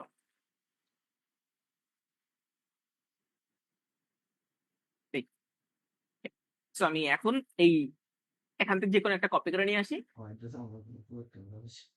এই জায়গার মধ্যে বসাই। তো আমি এগুলা সরাই দিতেছে যাতে আপনারা ডিটেলসটা বুঝতে পারেন। সো আমি এগুলা কিছু রাখবো না, এগুলো বাদ। প্রথমত হচ্ছে একটুকু কিন্তু আমরা ক্লিয়ার করছি যে আমি এইটা দিয়ে কি বুঝাইতেছি, যে এইটা সার্কিট আমার 1 মানে হচ্ছে আমার প্রথম সার্কিটটার নাম দিয়ে রাখছে 1। R1 মানে কি, যে এটা আমার আর পেজে যাবে, যেহেতু আর পেজে অনেকগুলাই আমার আউটপুট যেতে পারে, তার জন্য আমি R1 লিখছি, আমার বুঝতে সুবিধা হয়। এখন হচ্ছে এমসিবি রেটিং কত। এখন আমি এমসিবি রেটিং কখন বুঝবো? যখন আমি জানবো যে আমার এই সার্কিট ব্রেকারটা ঠিক কত অ্যাম্পিয়ার লোড নিতেছে। এখন দেখেন আমার এখানে কত অ্যাম্পিয়ার লোড আছে। আমার এসবি 1 মিলি একটা সার্কিট, এই জায়গাতে আমার 6টা লাইট আছে এবং 4টা ফ্যান আছে, রাইট? সো আমি এই জায়গার মধ্যে যাই, যাই লিখি হচ্ছে আমার লোডের টাইপ হচ্ছে লাইটিং লোড। সো আমি এই যে লাইটিং লোড লিখলাম। পয়েন্ট রেফারেন্স কত? পয়েন্ট রেফারেন্স হচ্ছে আমার 6টা লাইট এবং আমার 4টা ফ্যান। তো লাইট গুলাকে আমরা যদি মনে করেন কি দিয়ে প্রকাশ করছিলাম, কি টাইপ বলে প্রকাশ করছি, এ টাইপের লাইট। সো এই টাইপের লাইট যদি আমার 48 ওয়াট করে থাকে, আমি এটা লিখে রাখি 48 ওয়াট। দেখেন এই যে এ টাইপের লাইট আমার আছে হচ্ছে 6টা, প্লাস হচ্ছে আমার ফ্যান আছে হচ্ছে 4টা। বুঝছেন ব্যাপারটা? যে আমার এখানে লাইট আছে 6টা, ফ্যান আছে 4টা। এখন যে কেউ বলতে পারে যে ভাইয়া এই এ মানে যে লাইট, আপনি এটা ওই লোককে বুঝাবেন কিভাবে, বা আপনার ড্রয়িং যখন পরবর্তী কেউ রিভিউ করবে সে কেমনে জানবে, রাইট? সো এইটা দেখানোর জন্য যখন আপনি এইটা জমা দিবেন, তার আগেও ওই আহ এটা কি বলে, লিজেন্ডটা জমা দিয়ে রাখবেন, মানে ডকুমেন্টস হিসাবে, যে আমি এই জায়গাতে যে ওয়ার্ড গুলা ইউজ করতে যাচ্ছি, সেখানে এ বলতে আমরা এই লাইট বুঝাইছি, বি বলতে এটা বুঝাইছি, সি বলতে এটা বুঝাইছি। যেটা ড্রয়িং প্রিন্ট দেন না, সেটাই এই জায়গার মধ্যে সুন্দর করে কপি করে রাখবে, যাতে ওটা বুঝতে পারে, ওই লোকটা বুঝতে পারে। এরপরে লেখেন হচ্ছে নাম্বার অফ পয়েন্টস। আমার এখানে কয়টা পয়েন্ট আছে বলেন তো? হয় বাবা। এই হচ্ছে 6টা, এই হচ্ছে 4টা। তাহলে আমি এখানে লিখবো কি হবে, 6 + 4। এখন ওরা বলছে ওয়াট পার পয়েন্ট, মানে প্রতিটা পয়েন্টের জন্য কত ওয়াট করে লাগছে। দেখেন আমার একটা লাইটের সমান হচ্ছে 48 ওয়াট, রাইট? আমি এই জায়গা 48 লিখলাম, আর এইখানে আমি 100 লিখলাম। 100 কেন লিখলাম বলেন তো? কারণ আমার প্রতিটা ফ্যানের জন্য 100 ওয়াট করে আছে। লোকেশন কোনটা? লোকেশনটা একটু ট্রিকি ব্যাপার, বা আমরা করি কি যে সবসময় শর্টকাট চাই, তার জন্য আমরা একটু যতটা ইজিলি করা যায় এটা আমরা করার চেষ্টা করি। সেটা কেমন? যেমন ধরেন এই সার্কিটটা বেসিক্যালি আমার আছে কোন রুমে? এই সার্কিটটা আছে হচ্ছে regular and family pension room যেটা আছে, এই রুমের সার্কিটটা আছে। বাট আমরা করি কি, এই রুমগুলাকে, এই রুমের এগুলাকে বলা হয় room tagging. Room tagging use না করে একবারে ফ্লোর লিখে দেই। সো আমি সিম্পলি লিখে দিতে পারতাম second floor, second floor. And যদি আপনি একদম প্রিসাইজ চিন্তা করেন, second floor it's okay, but second ফ্লোরের রুমটা কত? যদি আপনি বাইরের দেশে কাজ করতেন তাহলে লিখে দিতে হতো সেকেন্ড ফ্লোরে আমার কত নাম্বার রুমে, বা 2টা রুম হলে 2টা রুমের নাম লিখে দিতে হতো। বাট যেহেতু আমাদের দেশে এটা হয় না, আপনি তাহলে সিম্পলি সেকেন্ড ফ্লোর দিয়ে কাজটা সেরে ফেলতে পারেন, যে সেকেন্ড ফ্লোর। এখন টোটাল ওয়াটেজটা কত? এখন দেখেন আমি ওয়াটেজটা একটু ম্যানুয়ালি করতে হবে, বাট আমাদের আর একটা ফরম্যাট আছে যেটা জাস্ট আমরা ইউজ করে থাকি। সেই জায়গাতে আপনি লিখে দিতে পারবেন এই টোটাল ওয়াটেজ বা হাবিজাবি জিনিসগুলো লিখতে হবে না। এইটার উপর ভিত্তি করে ম্যানুয়ালি জায়গায় অটোমেটিক এটা ক্যালকুলেট করে নেবে যে কত ওয়াট আসছে। বাট আমাদের এটা ম্যানুয়ালি করতে হচ্ছে। দেখেন 48 ওয়াটের 6টা লাইট, 288, আর 4 × 100 মানে 400, তার মানে 688 ওয়াট আমার লোড আসতেছে এই জায়গাতে। ক্লিয়ার? এখন আর পেজে কত? 688। আমি 688 এই জায়গার মধ্যে লিখে দিব। এখন এই জায়গাতে বড় একটা প্রবলেম হয়ে গেছে, সেটা হচ্ছে মনে করেন কেউ হয়তো বললো যে ভাইয়া মনে করেন আমার 6টা লাইট নাই, আমি 5 লাইট ইউজ করবো। তো করেন, তো 5টা লাইট সমান কত ওয়াট? এই আমার 5 × 48, 240 আর 400, তার মানে 640। এখন দেখেন এই টোটাল ওয়াটে 640 লিখছি, বাট এটা চেঞ্জ হয় নাই, কারণ এইটা ম্যানুয়ালি লেখা, এইটাও ম্যানুয়ালি লেখা। তো আমরা এটা করবো না, আমরা করবো কি, এই জায়গার মধ্যে যেটা আছে এটা অটোমেটিক এই আর পেজে আনবো। সো আমি এখানে সমান সমান চিহ্ন দিলাম, আর এই সেলে ক্লিক করলাম, তার মানে এই সেলে আমি যাই লিখবো এটা এখানে চলে আসবে। দেখেন এই যে 688 ওয়াট চলে আসছে। এখন আপনি 688 জায়গায় 40 লিখেন, এটা চেঞ্জ হবে। দেখছেন? এটা করার জন্য আমরা এই কাজটা করলাম। এখন প্রশ্ন হচ্ছে এই 688 ওয়াটের রেসপেক্টে আমার এখানে ব্রেকার কত হবে, কেবল কত হবে, আর্থিং কেবল কত হবে, আমরা এটা বের করি। তো আপনাদের মনে থাকার কথা যে আমরা যখন কোনো সিঙ্গেল ফেজে কারেন্ট ক্যালকুলেশন করেছিলাম তখন বলেছিলাম যে আমার যে লোড থাকে এই লোডটাকে কিলোওয়াটে নিয়ে যান, তারপর এটাকে 5.68 দিয়ে গুণ করেন, তারপর অ্যাকর্ডিং টু বিএনবিসি 1.65 দিয়ে মাল্টিপ্লাই করেন, রাইট? সো আমি এখানে সমান সমান চিহ্ন দিলাম, এই ঘরে ক্লিক করলাম, তার মানে আমি এই ঘরের লোডটা, এই ঘরে যে লোডটা আছে এই লোডটাকে আমি এই জায়গার মধ্যে নিয়ে আসলাম, 688 এই জায়গার মধ্যে নিয়ে আসছি। এখন এটাকে কিলোতে কনভার্ট করতে হবে না, সো কিলোতে কনভার্ট করার জন্য 1000 দিয়ে ভাগ করতে হবে না। সো আমি এই জায়গার মধ্যে যাই, তো দেখেন আমি সমান সমান চিহ্ন এখানে আছে, রাইট? সো আমি এই জায়গাতে ক্লিক করে নিই, দেখেন ভাগ চিহ্ন দিলাম, 1000 দিয়ে ভাগ করে দিলাম, তো আমি কত পাচ্ছি? 0.688 কিলোওয়াট পাচ্ছি। সো এই জায়গাতে আমাকে গুণ করতে হবে কত দিয়ে বলেন তো? 5.68 দিয়ে, according to our calculation, right? তো আমি এটা গুণ করি 5.68, তার মানে কি গুণ করার পরে পাইলাম হচ্ছে 3.90 অ্যাম্পিয়ার আমার কারেন্ট আসলো, মানে 91 অ্যাম্পিয়ার আমার কারেন্ট আসলো। তো আমরা তো জানি এটার সাথে আমাকে রিস্ক ফ্যাক্টর কত রাখতে হবে? 65%, রাইট? সো আমি এই জায়গায় যাই গুণ করলাম হচ্ছে 1.65 দিয়ে, সো কত পাচ্ছি? 6.45 অ্যাম্পিয়ার পাইলাম। তার মানে এইটা আমি আমার ম্যাথমেটিক্যাল ক্যালকুলেশনটা এই জায়গার মধ্যে করে রাখলাম। আমি এটা ক্যালকুলেটর যদি করে দেখাই আপনাদেরকে, তো দেখেন আমার 688 ওয়াট ভাগ 1000 গুণ করতে হবে 5.68 দিয়ে, তারপরে আমাকে ডিস্ক ফ্যাক্টর রাখতে হবে 1.65, তার মানে কত 6.447, তার মানে 6.45 অ্যাম্পিয়ার, রাইট? এখন ইন কেস মনে করেন আপনার হয়তো কোনো একদিন মনে হয়েছে যে আমার এখানে 3টা ফ্যান ইউজ করবো আমি, ফাইন 3টা ফ্যান ইউজ করেন, এই জায়গা 3 করেন, এই জায়গা লোডটা কমে 100 ওয়াট কমে আসবে, 100 ওয়াট কমে আসলে কত হয় 588, এই দেখেন 588 দিলাম, এই কারেন্টটা আপনার অটোমেটিক ক্যালকুলেশন হয়ে যাবে, দেখেন এই যে 5.51 অ্যাম্পিয়ার। এটা সুন্দর না? তার মানে হচ্ছে এই প্রোটোটাইপটা একটা ডকুমেন্ট হিসেবে থেকে যাচ্ছে যে আপনি যেটা দেন না কেন সেটাই এই জায়গাতে শো করে দিবেন, এটা খুব ভালো। এখন দেখেন 6.45 অ্যাম্পিয়ার যদি লোড আসে, তাহলে আপনি জানেন যে এইটাকে একটা ব্রেকার দ্বারা প্রোটেকশন দিতে হবে। তো আমি যে ব্রেকারের লিস্ট আপনাদেরকে দিয়েছি সেই জায়গায় বলা ছিল 6 এর পরে 10 অ্যাম্পিয়ারের সার্কিট ব্রেকার লাগে। তো তাহলে আমি দেখতে 6 অ্যাম্পিয়ার ক্রস হয়ে গেছে, সো আমি এই জায়গাতে 10 অ্যাম্পিয়ার একটা ব্রেকার ইউজ করে দেবো। দেখা যায় ঠিক 10 ampere single pole MCB use করলাম। আর যদি মনে করেন এই জায়গাতে আমার 588 হইতো 5.51, তো আমি লিখতে পারতাম এটা 6 অ্যাম্পিয়ার এসপি এমসিবি। সো আমি এইখান থেকে ডিসিশনটা নিতে পারতাছি। এখানে একটা মানে চাইলে আমরা আমাদের ম্যানুয়াল ওয়ার্কটা একটু কম করতে পারি, বলেন তো কিভাবে? সেটা হচ্ছে এই দেখেন 6 অ্যাম্পিয়ার এসপি এমসিবি আমাকে লিখতে হলো 10, লিখতে হলে কি করা লাগতো, এই 10 এই আমার 10 অ্যাম্পিয়ার এসপি এমসিবি, আবার একটু কষ্ট লেখা লাগতো না, আবার আমি চাচ্ছি যে জায়গায় 10 লিখলে বাকিটা যেন উঠে যায়, বা এখানে যদি আমি 10 লিখি বাকি জিনিসটা যেন এরকম করে জাস্ট সিম্পলি 10 এর পরে ওই লেখাটা উঠে, আবার যদি 6 লিখি সেটার জন্য লিখে, তো 6 অ্যাম্পিয়ার এসপিএমসিবি এটার জন্য অটোমেটিক উঠে। তার জন্য কি করতে হবে, একটা কাজ করে আসতে হবে, সেটা আমরা একটু করে দেখাবো এখন। দেখেন এই 6 এর এখানে গেলাম, যার পরে আপনি চলে যাবেন এই নাম্বারসে, এই দেখেন নাম্বারস, এখান থেকে চলে যাবেন হচ্ছে কাস্টমসে, চয়েস করবেন হচ্ছে সার্কিট ব্রেকারটা অলওয়েজ একটা ইন্টিজার হিসেবে আসে, কোনো ফ্লোটিং নাম্বার এখানে নাই, যে 6.61 6.62, সো চয়েস করবেন 0 এই ফরম্যাটটা, এরপরে একটা স্পেস দিবেন, তারপরে দেখবেন যে আপনার কিবোর্ডে যে এন্টার বাটনটা আছে তার আগে যে কিটা আছে ডাবল ইনভার্টেড কমা, শিফট চেপে ক্লিক করবেন, এরপরে লিখবেন হচ্ছে এ মানে অ্যাম্পিয়ার, তারপরে হচ্ছে এসপি, তারপরে হচ্ছে এমসিবি, তারপরে ডাবল ইনভার্টেড কমা, আবার এই এন্টারের আগে ক্লিক করবেন, এন্টারে চাপ দেন, দেখেন বাকিটা এখানে উঠে গেছে। তার মানে এই 6টা হচ্ছে নিউমেরিক ভ্যালু বা একটা সংখ্যা ভ্যালু, আর বাকিটা হচ্ছে একটা আউট হচ্ছে যে হেডিং টাইপের টেক্সট। তো যারা মনে করেন প্রোগ্রামিং করেছেন তারা জানেন যে অনেক সময় প্রোগ্রামিং আমরা যখন করি সেক্ষেত্রে একটা নোটস রেখে দিই, যেটা আমি কেন করলাম বা কি লজিকে করছি, ডাবল ইনভার্টেড কমার মধ্যে রাখি না, সো আলটিমেটলি এটা আমরা এই কাজটাই করছি। 6 হচ্ছে আমাদের ভ্যালু, বাট এইটা আসলে কিসের ভ্যালু সেটা জানার জন্য আমি ডাবল ইনভার্টেড কমার মধ্যেই নোটস রেখে দিলাম। তো পরবর্তী যখন 6 এর জায়গায় আমি 10 লিখবো, দেখেন অটোমেটিক এটা উঠবে, এটা খুবই ভালো, রাইট?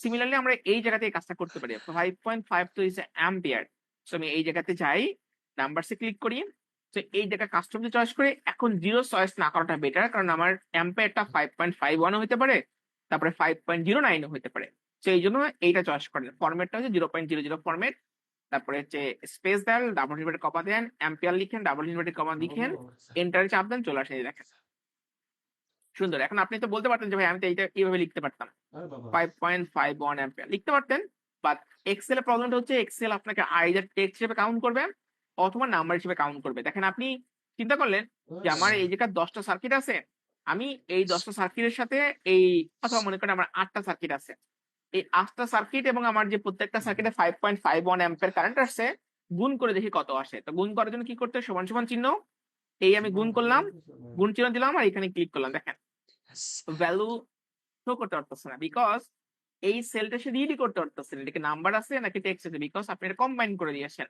বাট আপনি যদি এই ঘরের দিকে যান, দেখেন ও সুন্দর করে এটা গুণ করে দিবে, এই যে দেখেন ভ্যালুর এখানে যান, 8 ক্লিক করেন, এই জায়গায় ক্লিক করেন, সো গুণ করে কত 44 আসতো, বিকজ এই জায়গাতেও শুধু নাম্বারসটা ক্লিক করছে, এই এটা টেক্সট হিসেবে কাউন্ট করলেও এটা ইনভার্টেড কমার মধ্যে আছে, তার জন্য এটাকে ধরে নাই সে, রাইট? তার জন্য আমরা এই কাজটা এইভাবে করি। এখন এইটা কিন্তু অ্যাজ এ কনসালটেন্ট শুধুমাত্র এই জায়গা লাগবে তা কিন্তু না, যখন আপনি বিএকিউ করবেন বা লোড ক্যালকুলেশন করবেন সেই জায়গাতে কিন্তু এই ফরম্যাট আপনার কাজে দিবে। সো এখন আমার যে 10 অ্যাম্পিয়ার থাকুক বা আমার মনে করেন যে 6 অ্যাম্পিয়ার থাকুক, আমরা জানি যে কারেন্টের উপর ভিত্তি করে আমাদের কেবল সাইজ মিনিমাম 2.5 অ্যাম্পিয়ারের 2.5 মিলিমিটার স্কোয়ার মতো লাগে। সো যেহেতু ফেজ এবং নিউট্রাল, সেক্ষেত্রে আপনি সিম্পলি আমরা লিখতে পারেন, দেখেন এই যে 2 ক্রস 2.5। সো আলটিমেটলি এই 2 লেখার উদ্দেশ্য কি? 2 লেখার উদ্দেশ্য হচ্ছে এইটা আমার ফেস কেবল আছে, নিডল কেবল আছে। তো যদি মনে করেন আপনার কেবলটা বিওয়াই হয়, আপনি সিম্পলি যে বিওয়াই লিখে দিলেন, সুন্দর। আর্থিং কেবল কি? সো আর্থিং এ আমার একটা আর্থিং লাগে, You সেই need যে দেখেন sugar? 1 No. Tea? What? Cross No need. No. 2.5। No things. তো আলটিমেটলি Coffee. আমাদের যে আর্থিং কেবলটা হয়, তো আর্থিং কেবলটা নরমালি যদি মনে করেন আউটগোয়িং সার্কিট গুলো চিন্তা করি, সেই জায়গায় বিওয়াই কেবল আমরা ইউজ করে থাকি, আরই টাইপের, মানে যেখানে ব্র্যাকেটের মধ্যে আরই লিখে দিয়েছি। তো সেই জন্য বিওয়াই না লিখলেও চলে। সিমিলারলি এই জায়গাতে না লিখলেও চলে। অনেক সময় দেখা যায় যে কিছু কিছু কেবল মনে করে আন্ডারগ্রাউন্ড করি, তো সেই ক্ষেত্রে বিওয়াই এম হতে পারে। তো এই জন্য কেবলটা এই জায়গায় লিখে দিবেন, মানে এই জায়গায় না লিখলেও চলে, কারণ আপনার যে আউটগোয়িং গুলো থাকে সব জায়গাতে আরই টাইপের কন্ডাক্টর বিওয়াই হয়, সেই জন্য আলাদা করে এটা লেখার দরকার নাই। সো দেখেন আমি একটা সার্কিট কিন্তু একদম প্রিসাইজলি করে ফেলতে পারছি। এন্ড বলেন তো যে আপনি এইটা দেখে একদম 100% তো শিওর যে আলটিমেটলি এই সার্কিটে আমার যে কারেন্ট আছে, যে কারেন্টের রেসপেক্টে আমার সার্কিট ব্রেকারটা একদম পারফেক্ট হয়েছে এবং তার রেসপেক্টে আমার কেবলটা ঠিক আছে।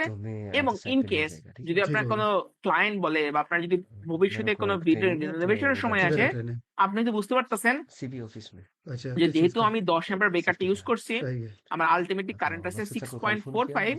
সো আমি হয়তো মেবি এই জায়গাতে আরেকটা ফ্যান ইউজ করতে পারি।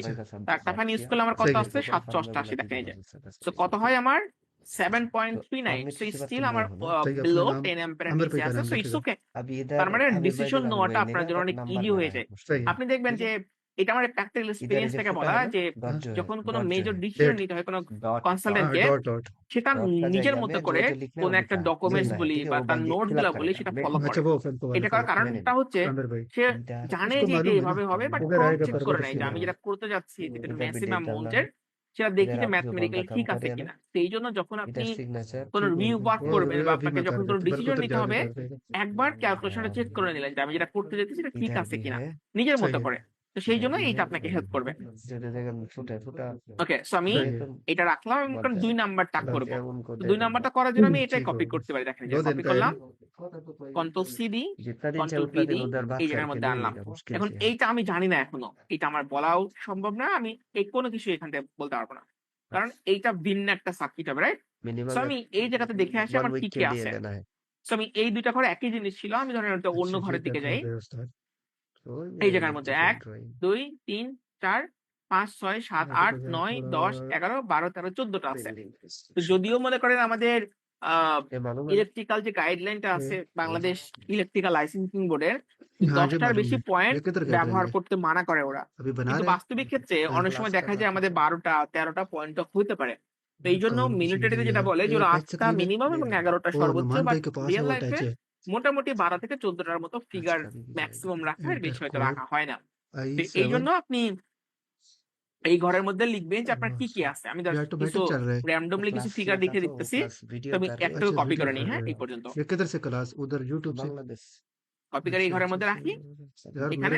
তো মনে করেন আমি তো এই জায়গাতে আমার এই টাইপের লাইট ছিল হয়তো छुट्टी के टाइम ये লাইক মনে করেন 4টা, डिटेल बनाएगा आपको भेज देगा ना, अब जब थोड़ा थोड़ा टाइम मिलेगा আর ना আমার ফ্যান ছিল মনে করেন হয়তো अपना है तो 3টা। भेजेगा আমার মনে করেন একটা এক্সস্ট ফ্যান ছিল, আমি फ्री में नहीं এটাকে बनाएगा ক্লাস চিহ্ন দিয়ে এক্সস্ট ফ্যান লিখি। हाँ তো এক্সস্ট ফ্যানটার জন্য আমরা লিখি হচ্ছে ই फ्री में नहीं এক্স। देगा ये बात सब होता है मुश्किल नहीं है तो टाइम ही नहीं मिलना তো এটাকে আপনি ই এক্স এফ লিখে, হ্যাঁ, ক্রস চিহ্ন দিয়ে 1 লিখে নেই। তো যোগের পরে আর কোনো স্পেস রাখার দরকার নেই, একটু বড় করে দিই সেটা। তো এই জায়গার মধ্যে তো আমার কত আসলো দেখেন, এই যে 4 প্লাস হচ্ছে এই জায়গা মনে করেন আমার 4টা ফ্যান ইউজ করে দিই, 4টা ফ্যান। সো 4 প্লাস 4 প্লাস হচ্ছে 1, এই যে। তারপরে আমার এখানে 9টা পয়েন্ট থাকলো। আর এই জায়গায় আমার কত আসলো? এই হচ্ছে 48 ওয়াট, ফ্যান হচ্ছে 100, আর আমার এক্সস্ট ফ্যানটা হচ্ছে 100, এই যে দেখেন।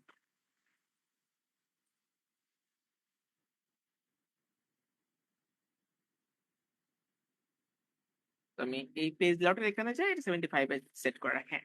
এখন আমার এই যে এখানে লোডটা আসলো দেখেন তো কত আসবে? লোড আসবে হচ্ছে আমার 4 ইন্টু 440, তারপরে 192, 4টা ফ্যান আছে তার মানে 400 ওয়াটের যোগ হবে।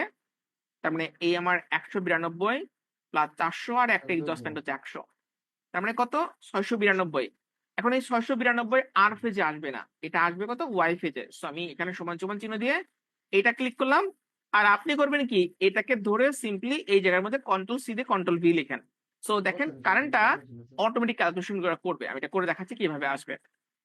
সো আমি এইখানে আরেকবার একটু করে দেখাই। এই সমান সমান চিহ্ন, এখানে ক্লিক করি, এটাকে ভাগ করি 1000 দিয়ে।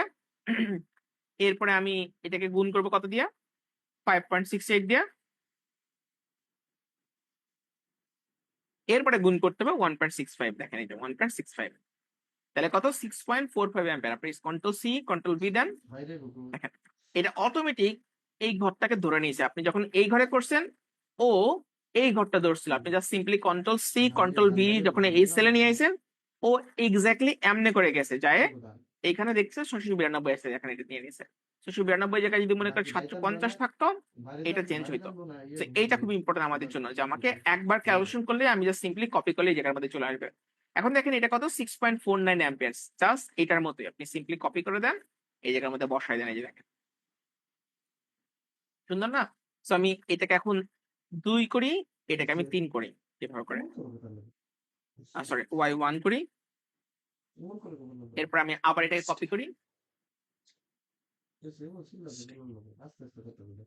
কপি করে এই জায়গার মধ্যে আনি, এইটাকে আমি b1 করি, b1 করি। এদিকে আমি আর কোনো কিছু চেঞ্জ করতেছি না, জাস্ট আপনারা বুঝতেছেন যে ফরম্যাটটা কেমন হবে। এই জায়গা মনে করে আমার টোটাল লোড হয়তো 750 থাকলো। এখন এটা এই ঘরের মধ্যে আসবে, এটা আসবে এই ঘরের মধ্যে, দেখেন এই যে বি ঘরের মধ্যে। সো আমার কত 7.03, স্টিল আমার 10 অ্যাম্পিয়ার ওকে আছে। তো দেখেন আমার এইটা একটা সিকোয়েন্স ফলো করতেছে, একটা দুইটা তিনটা। সো আপনি চাইলে কালার করতে পারেন, এই দেখেন। তারপরে আমার আর ওয়াই এবং বি। এখন আমাকে আবার নতুন করে সার্কেলটা শুরু করতে হবে। So আমি পুরোটাকে কপি করবো তিনটাই, কন্ট্রোল সি দিলাম, কন্ট্রোল সি দিয়ে আমি এই ঘরের মধ্যে আসি। এখন এটাকে আমার 4, এই আমার 5, এই আমার 6 হিসেবে আসলো। তখন এটাকে আমার R2, এই আমার Y2, এই আমার B2 হিসেবে আসলো। এখন দেখেন এটা আমার আর, এটা ওয়াই, এটা বি, এটা আর ওয়াই বি, বাট এটা 1, এটা 1, এটা 1, এটা 2 2 2। এখন এগুলাতে তো আমি তো এখানে নিজের মধ্যে করে দেখাইতেছি বলে লোডটা চেঞ্জ হইতেছে না, বাট আপনি যখন রিয়েল লাইফে করবেন লোড চেঞ্জ হবে।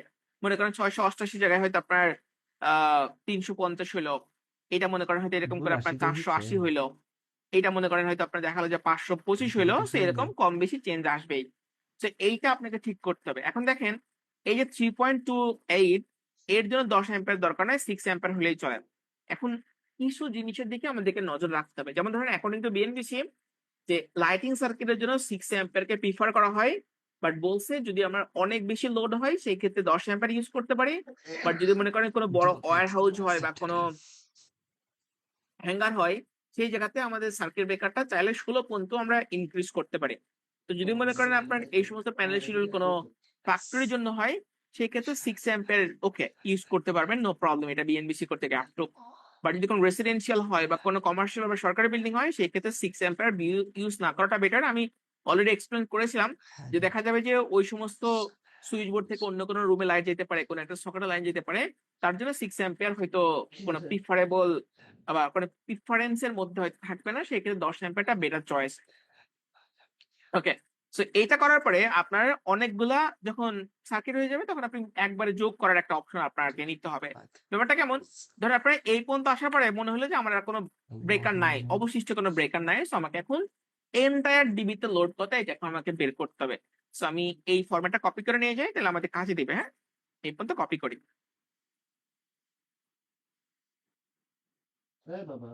ধর আমি তো এই জায়গা থেকে করে দেখাবো।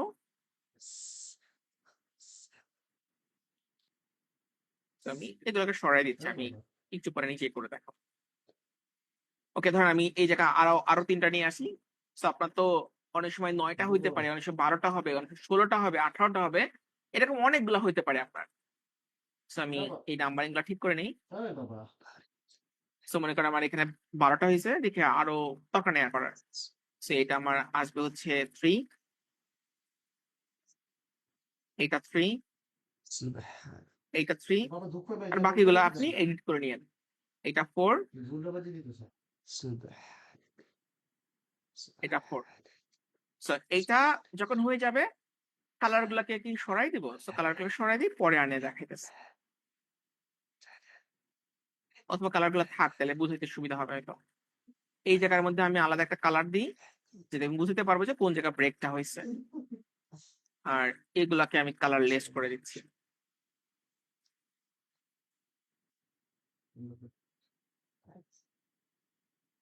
পয়লা 30 পর্যন্ত কইতাছে আর অল্প।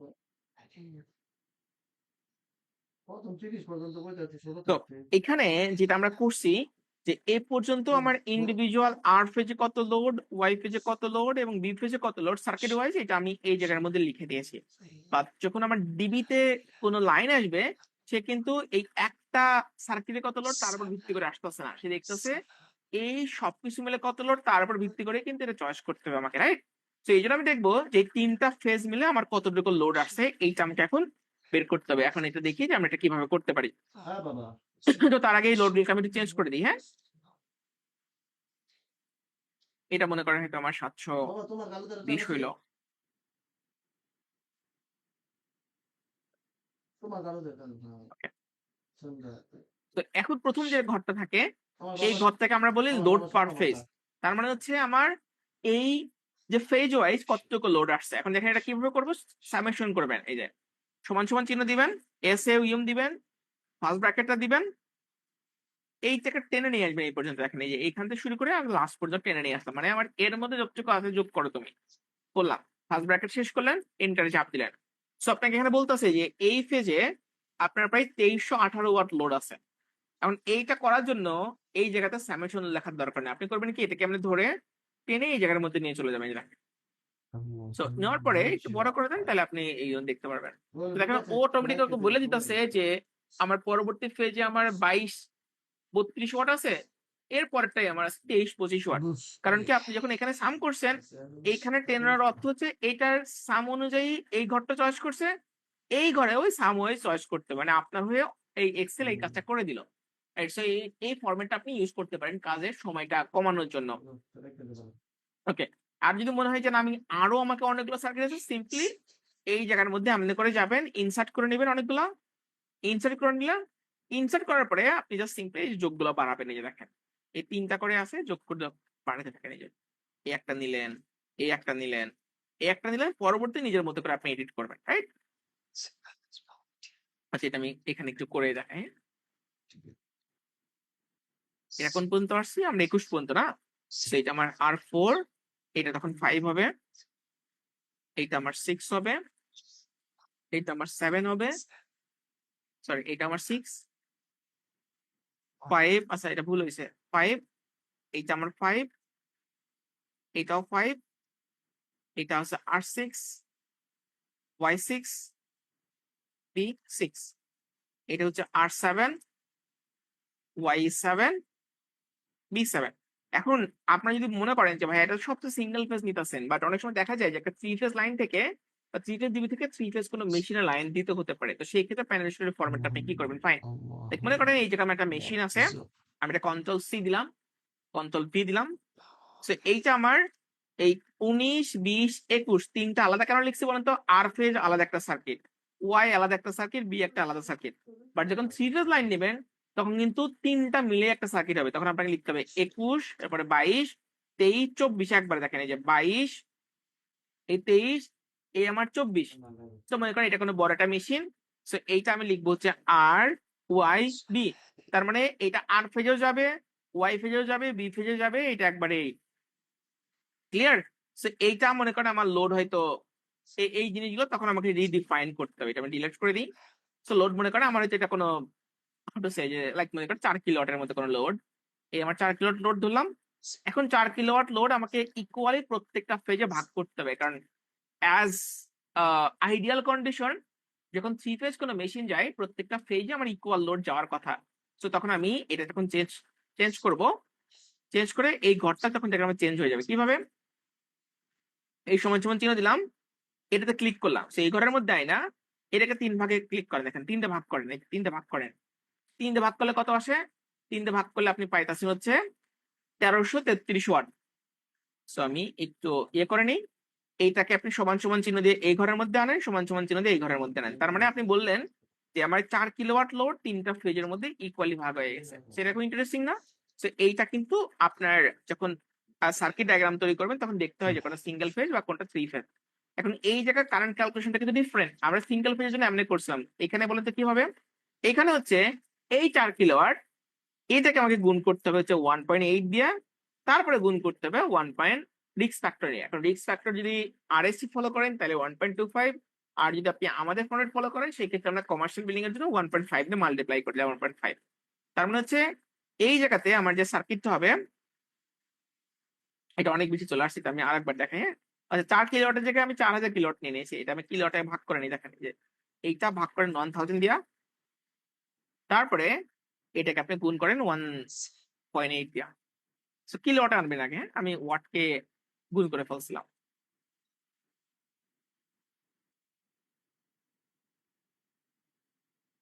তো এইটাকে আপনি 1.8 দিয়ে গুণ করেন, রিস্ক ফ্যাক্টর 1.5, সো 1.5। সো এই জায়গাতে হয়তো আপনাকে 10 অ্যাম্পিয়ার আসছে, তো সার্কিট ব্রেকার হয়তো আপনার দেখা যাবে 16 বা 20 অ্যাম্পিয়ার একটা সার্কিট ব্রেকার আপনাকে এখানে ইউজ করা লাগতে পারে, 20 অ্যাম্পিয়ারের টিপি। সো আপনি তখন এটা লিখেন, সার্কিট ব্রেকারে চয়েস করেন এভাবে করে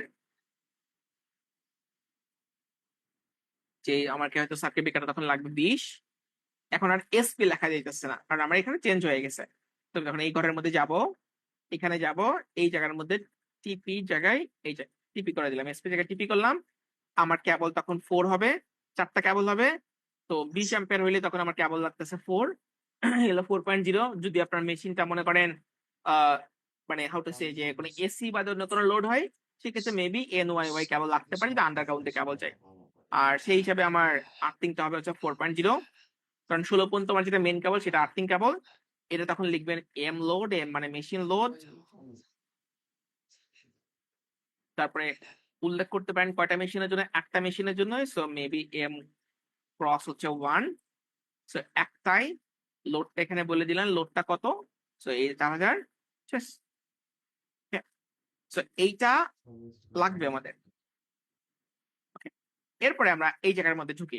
সো এখন দেখেন আমি যদি যোগগুলা করতে চাই, সেক্ষেত্রে আমি এই যোগটা কোন পর্যন্ত করছিলাম, আমার যোগটা এই পর্যন্ত ছিল। এখন দেখেন আমার যোগটা এই পর্যন্ত আনতে হবে, সিম্পলি এটাকে ধরেন এমনি করে, তাই না? এই পর্যন্ত নিয়ে আসেন, দেখেন এই যে যোগটা হয়ে যাবে, দেখেন এই যে যোগটা এই জায়গার মধ্যে চলে আসলো। আপনি এরপর করবেন কি, এটাকে ধরে এই পর্যন্ত চলে যান, এই যে এই জায়গার মধ্যে দেখেন চলে আসলো। আর এই জায়গা ওয়ার্ডটা আমরা কেমনে আনছি বলেন তো? সিমিলারলি এইখানে গেছিলাম, নাম্বারসে গেছিলাম, এখানে জাস্ট ওয়ার্ডটা লিখে রাখছিলাম, ওই যে এই যেভাবে লিখলাম সেভাবে করে। ওকে, এখন এই আমার 3টা ফেজের লোড, আমার এই 3টা যোগফল লিখতে হবে, কারণ আমি যখন সার্কিট ব্রেকারটা চয়েস করব তখন এই 3টা যোগফলের উপর ভিত্তি করে আমার মেন ব্রেকারটা এবং মেন কেবলটা চয়েস করতে হবে। তো তার জন্য আমাকে এখন এইটা করতে হবে। সো আমি এখন এখানে যাই, টোটাল ইলেকট্রিক্যাল লোড আপনি এইটা ওয়াটে লিখতে পারেন, এই যে একটা ওয়াট, তো ব্র্যাকেটের মধ্যে ডাব্লিউ এ ডাবলটা লিখে রাখেন, তার মানে বুঝতে পারি যে এটা ওয়াটে আসছে। সেই সমান সমান চিহ্ন দেন, এইটা যোগ এইটা যোগ এইটা, দেখলেন? তার মানে কত ওয়াট পাইলাম? 16350 ওয়াট আমি পাইলাম। এখন টোটাল ইলেকট্রিক্যাল লোড কিলো ওয়াটে আনেন, দেখেন এই যে ফার্স্ট ব্র্যাকেট দেন, কিলো ওয়াট। কিলো ওয়াট আমি কিভাবে লিখবো? এইটা সমান সমান 1000 দিয়ে ভাগ করেন, তাহলে কত পাচ্ছেন? 35.35 কিলোওয়াট পাইলেন। ওকে, এখন এই জায়গার মধ্যে যদি মনে করেন আপনি একদম বই পুস্তক ফলো করেন, সেই ক্ষেত্রে যেটা করতে হয় যে আলটিমেটলি এটা ডাইভার্সিটি নিতে হয়, এবং ডাইভার্সিটি নেওয়ার পরে একটা ফিউচার প্রভিশন চিন্তা করতে হয়। এখন ডাইভার্সিটি কি, ফিউচার প্রভিশন কি, অলরেডি আপনারা জানেন, আমি তারপর এক্সপ্লেন করি। ধরেন আপনি এই 16.35 কিলোওয়াট লোড, এটা কি কানেক্টেড লোড, তার মানে এই যে আপনার লাইট ফ্যান যেগুলো আছে বা সকেট যেগুলো আসছিল বা মেশিন যা আছে সব একদম এট এ টাইম অন করা আছে, একটাও অফ নাই। যদি এরকম হয় তাহলে 16.35 কিলোওয়াট লোড আসতে পারে। বাট আপনি বুঝতেছেন যে এই যে এই রুমে আপনি যে ফ্যানটা ইউজ করেন, 4টা ফ্যান, এই 2টা ফ্যান সারাদিন অফই থাকে, বা মনে করেন 2টা চুরি হয়ে গেছে, তো আপনার 2টা অন থাকতেছে, 2টা অফ থাকতেছে। তার মানে কিন্তু 2টা যে অফ আছে এইটা কিন্তু এই জায়গার মধ্যে কোনো রিফ্লেক্টেড নাই। সেই জন্য একটা ডাইভার্সিটি নিতে হয় যে আমার যে পরিমাণ লোড আছে তার হয়তো দেখা যাবে 90% এট এ টাইমে চলতে পারে। এখন আমাদের দেশে যে ডিবি গুলো তৈরি করা হয়, এই জায়গাতে আসলে ডাইভার্সিটি ফ্যাক্টর যে যতই বলুক না কেন 100% অ্যাকুরেটলি বলতে পারে না। বলেন তো কি জন্য? কারণ আমার ডিবির মধ্যে ডিফারেন্ট টাইপের লোড থাকে, এই লাইটিং থাকে, এই মনে করেন সকেট থাকে, এই এসি থাকে, এই আমার গিজার থাকে, তার মানে একদম হযবরল সিচুয়েশন থাকে। তো লাইটিং একটা প্যাটার্নে লোড গুলা যায়। এসির লোড গুলা ডিফারেন্ট প্যাটার্নে যায়। যে শীতের বেলা, শীতের সময় এসি সব অফ।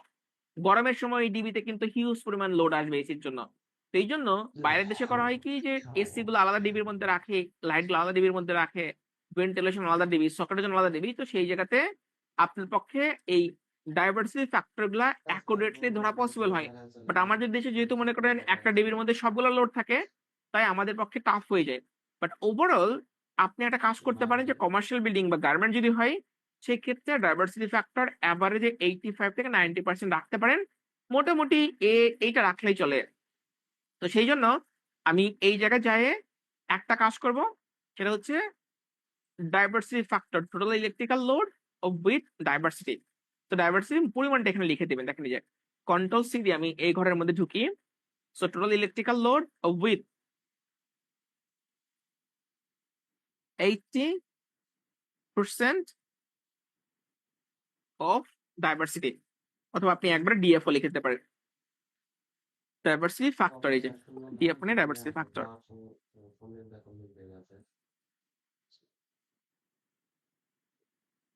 এই ঘরটা একটু বড় করে লিখে, যাতে আমার একটা জায়গার মধ্যে আটে। হ্যাঁ, এই যে তাহলে আমার এটা কত হবে বলেন তো? আমাকে এটাকে 0.8 দিয়ে গুণ করতে হবে। তো সমান সমান চিহ্ন দিই, এই জায়গায় যায় 0.8 করে এখানে যায়। তার মানে আমি বুঝতেছি যে আমার এই জায়গাতে হয়তো কানেক্টেড আছে 16.35 কিলোওয়াট, বাট আমার হয়তো এট এ টাইমে সর্বোচ্চ 13.08 কিলোওয়াট লোড রান করানো লাগতে পারে। আর যদি মনে করেন 80% এর জায়গায় 85 নিতেন, তাহলে আপনি এই জায়গার মধ্যে আইসা 85 করে যেতেন। এই দেখেন। তো আমি প্র্যাকটিক্যালি নিজেরা যখন করি তখন এটা রাখি না। আমি অনেক সময় যদি করতে হয়, অ্যাটলিস্ট আমার মনে করেন 90% এর উপরে থাকে, so আমি হয়তো 90% রাখতাম। আপনি 85 থেকে 90% রাখতে পারেন। সো মেবি 95 এতটুকু যাওয়ার দরকার নেই। 85 থেকে 90% রাখলেই চলে। আর যদি মনে করেন আমার লোডটা ইনকেস বাড়তো, এটা দেখেন অটোমেটিক চেঞ্জ হবে। 720 এর জায়গায় যদি 800 করি, এই দেখেন চেঞ্জ হয়ে গেছে। আচ্ছা, আবার যদি মনে করেন আমি 525 এর জায়গায় আমি হয়তো 600 করলাম, তাও কিন্তু চেঞ্জ হবে। তো এখন আচ্ছা, আমি আরেকটা আমি এখানে করে দেখাই। এই যে 525 এর জায়গায় মনে করেন আমি এটা 725 করি, তাও চেঞ্জ হবে। তো যেটা বলতেছিলাম, আলটিমেটলি এইটা করার পর আরেকটা রো যোগ করতে হয়, এটাকে আমরা বলি হচ্ছে future provision. As per BNBC যে প্রতি 5টা সার্কিটের জন্য একটা করে আপনার স্পেয়ার রাখতে হয়। তার মানে হচ্ছে যে আপনার যদি 100 কিলোওয়াট লোড হয়, সেই জায়গাতে 20% আপনাকে ফিউচারে বাড়তে পারে, এইটার প্রভিশন রাখতে হয় at least.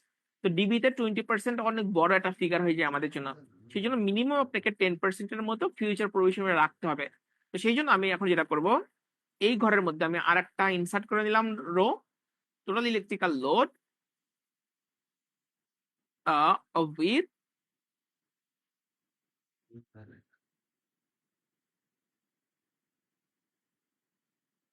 10%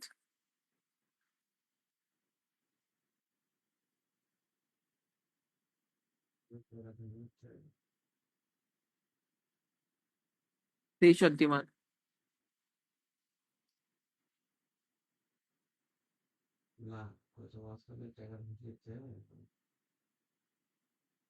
pressure demand, okay. So এটা আরেকটু বড় করতে হবে না?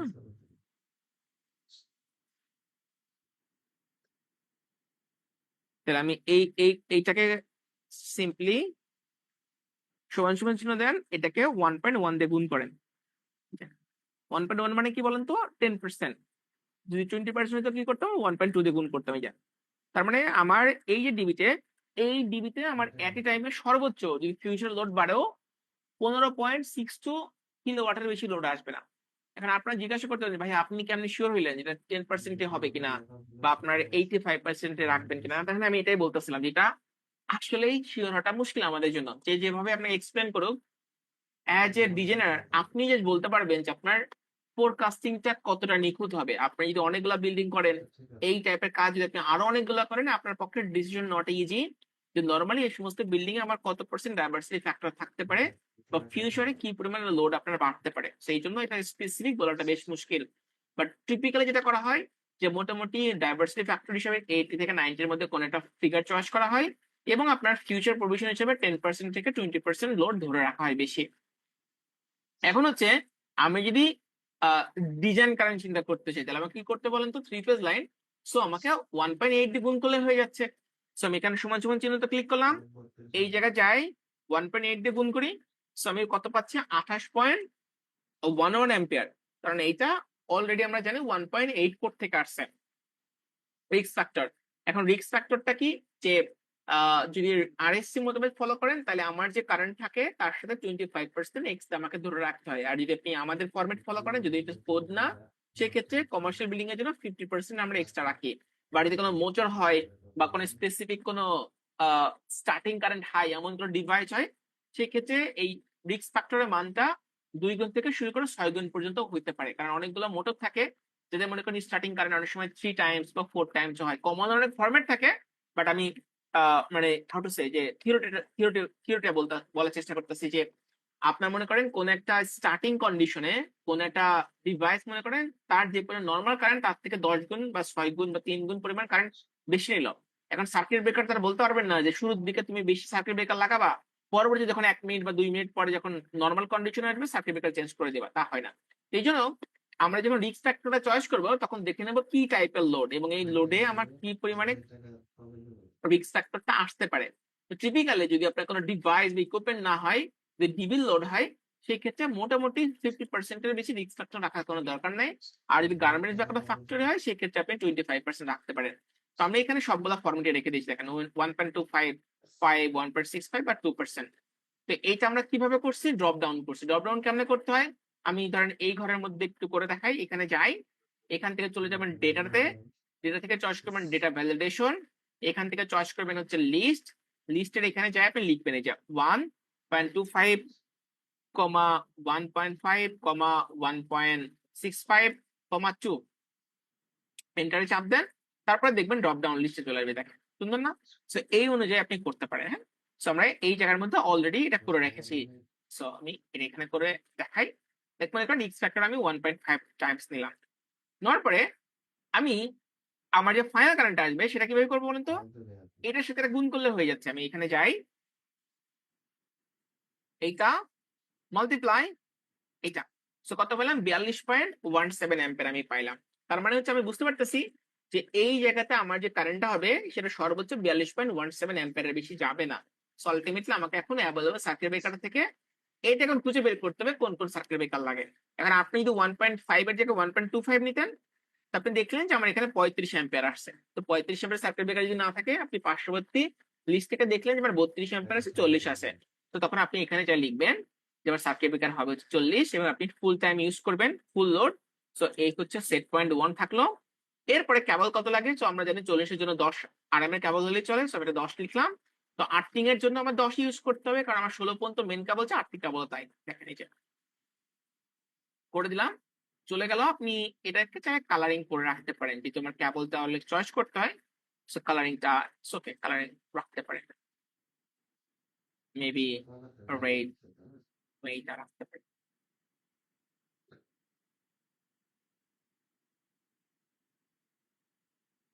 অথবা আমি আরেকটা কালার দেখাই। এই যে কালার গুলো আসে নাই কেন?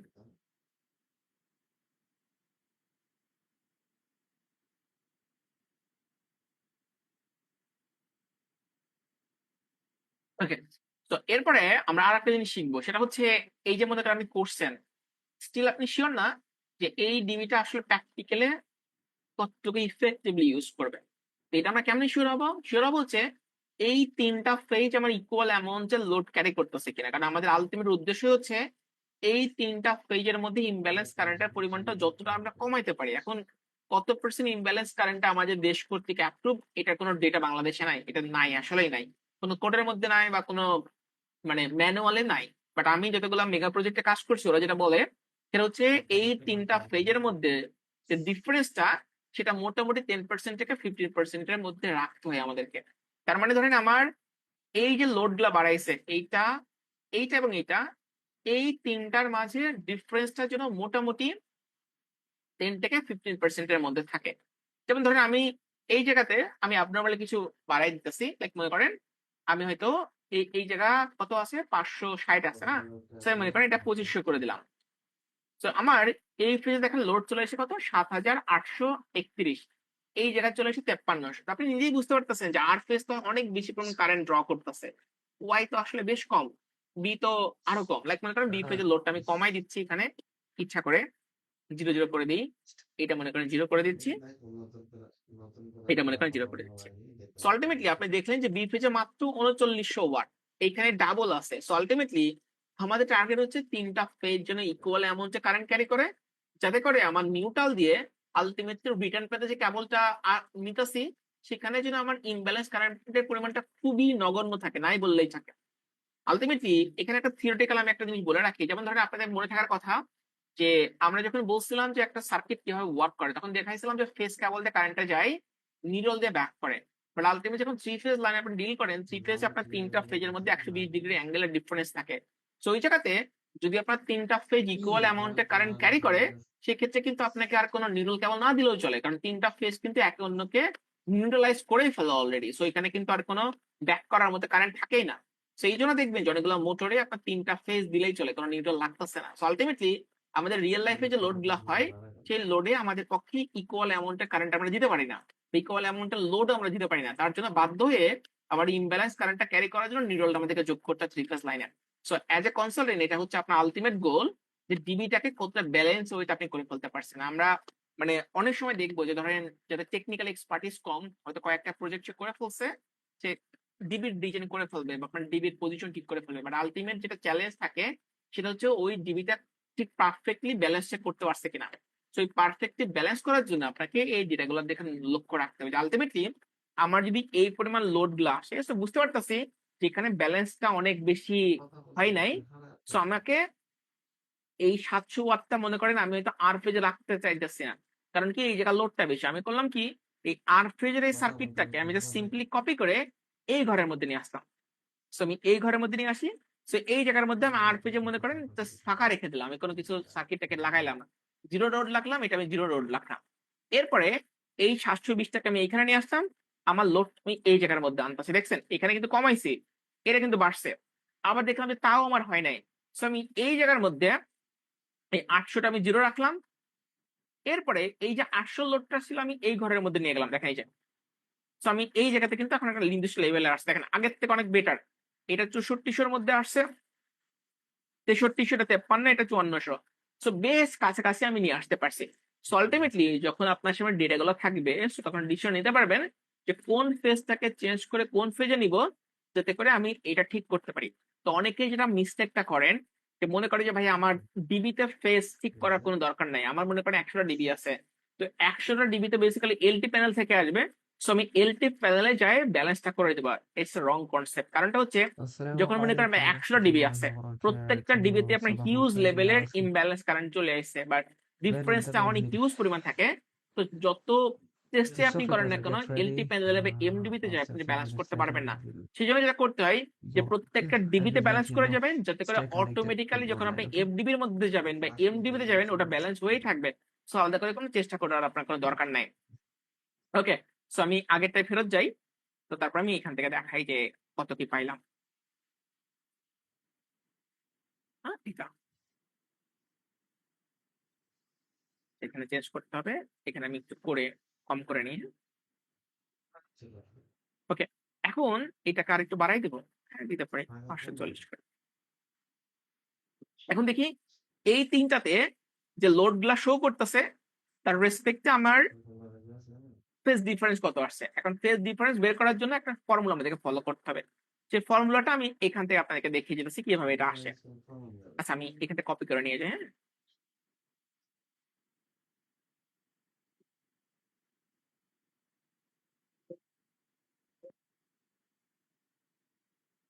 হ্যাঁ, এখানে কি কি লেখা আছে, এখানে লেখা আছে ম্যাক্স আর মিনিমাম।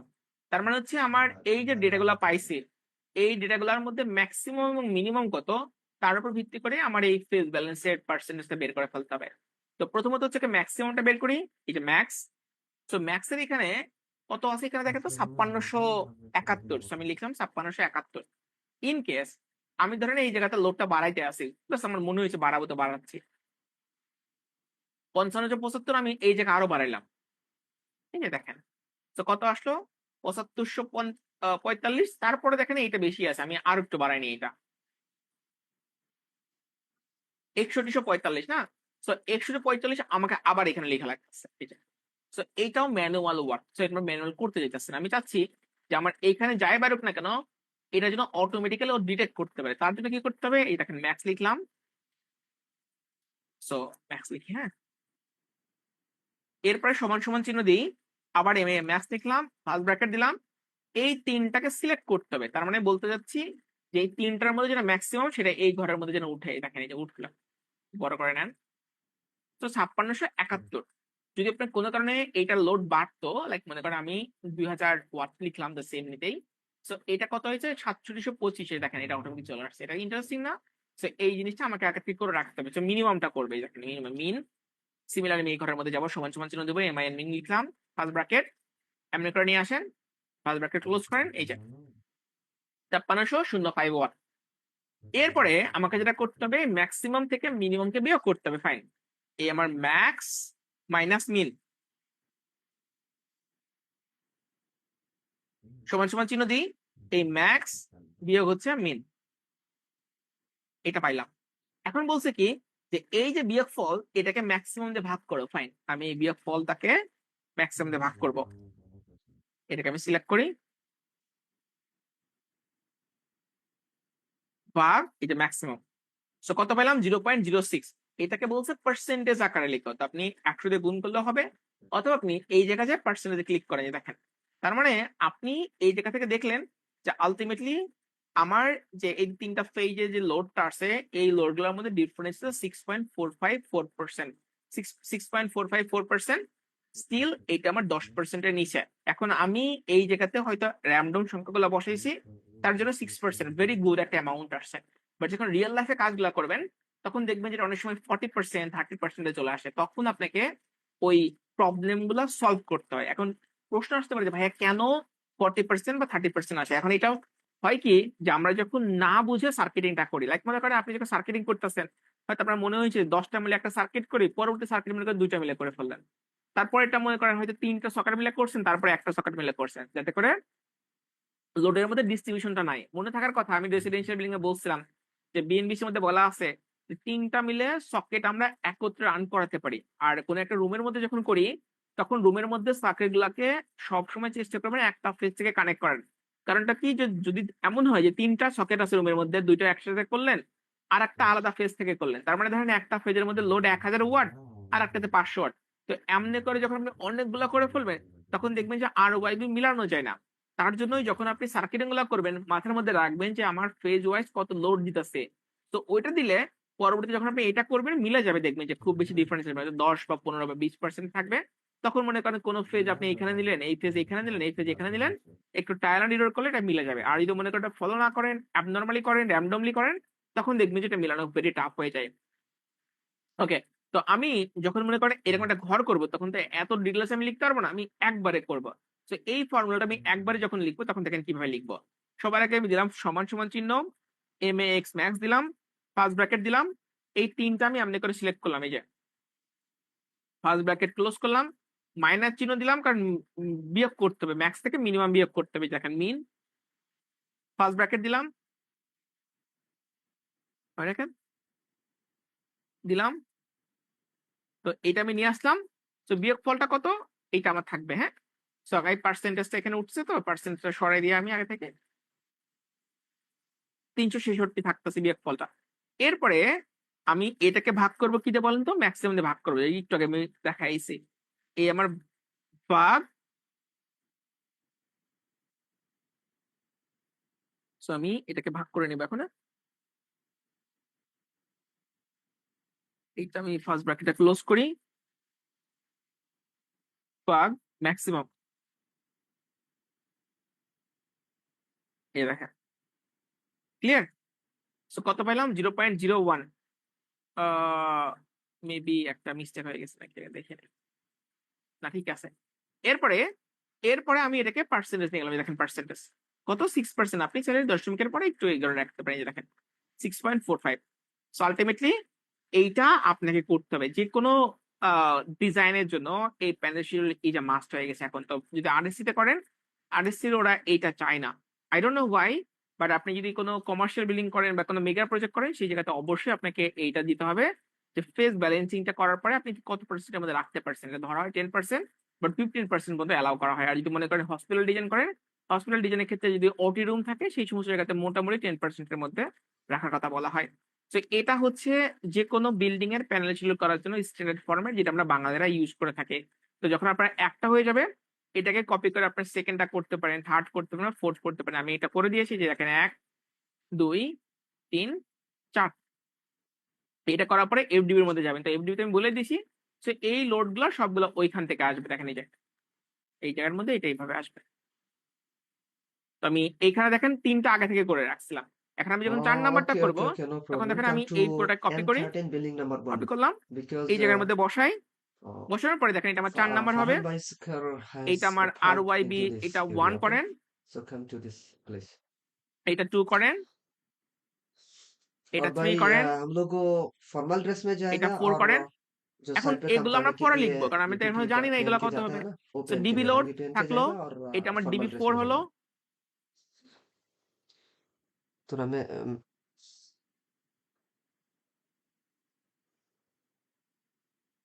এটা আমার ডিবি 4।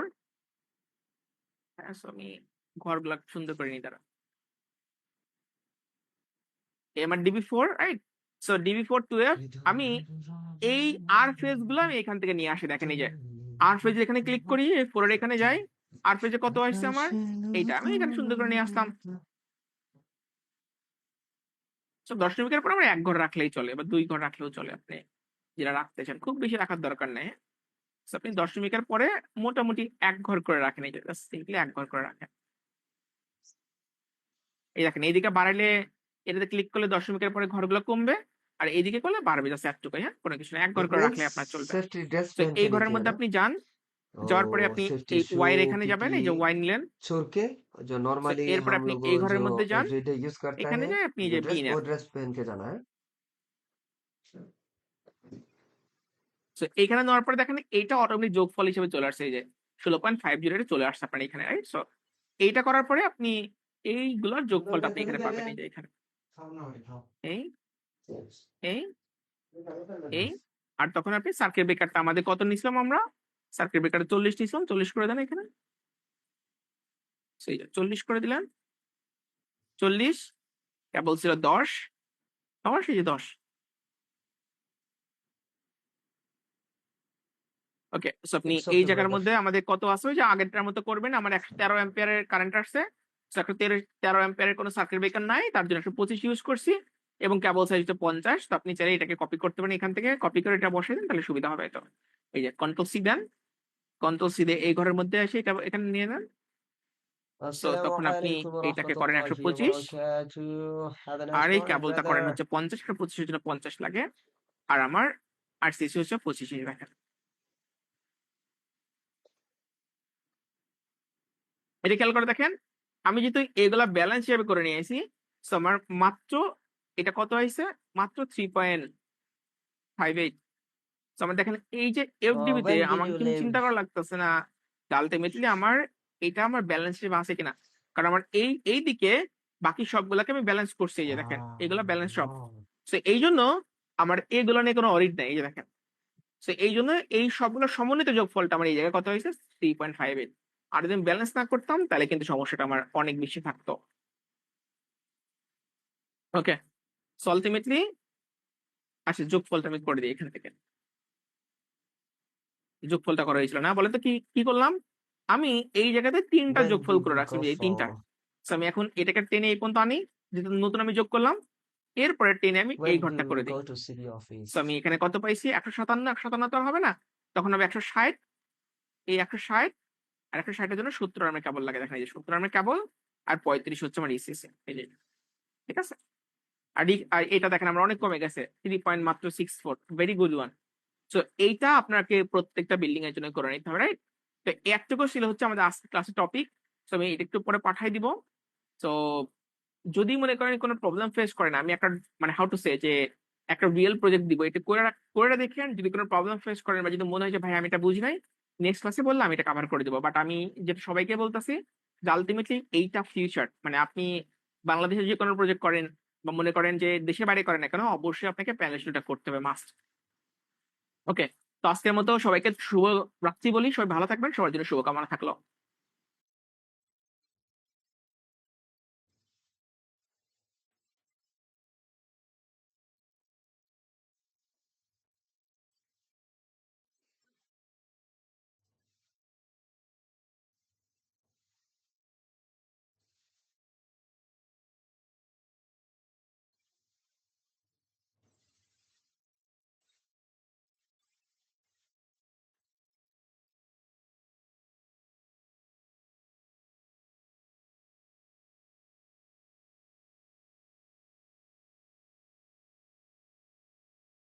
ও টাকা পেলে খবর দেন। হ্যাঁ জুনায়েদ ভাই, মাসুদের খবর দেন তাড়াতাড়ি, গ্যাস ক্ষেত্র হওয়া গেছে।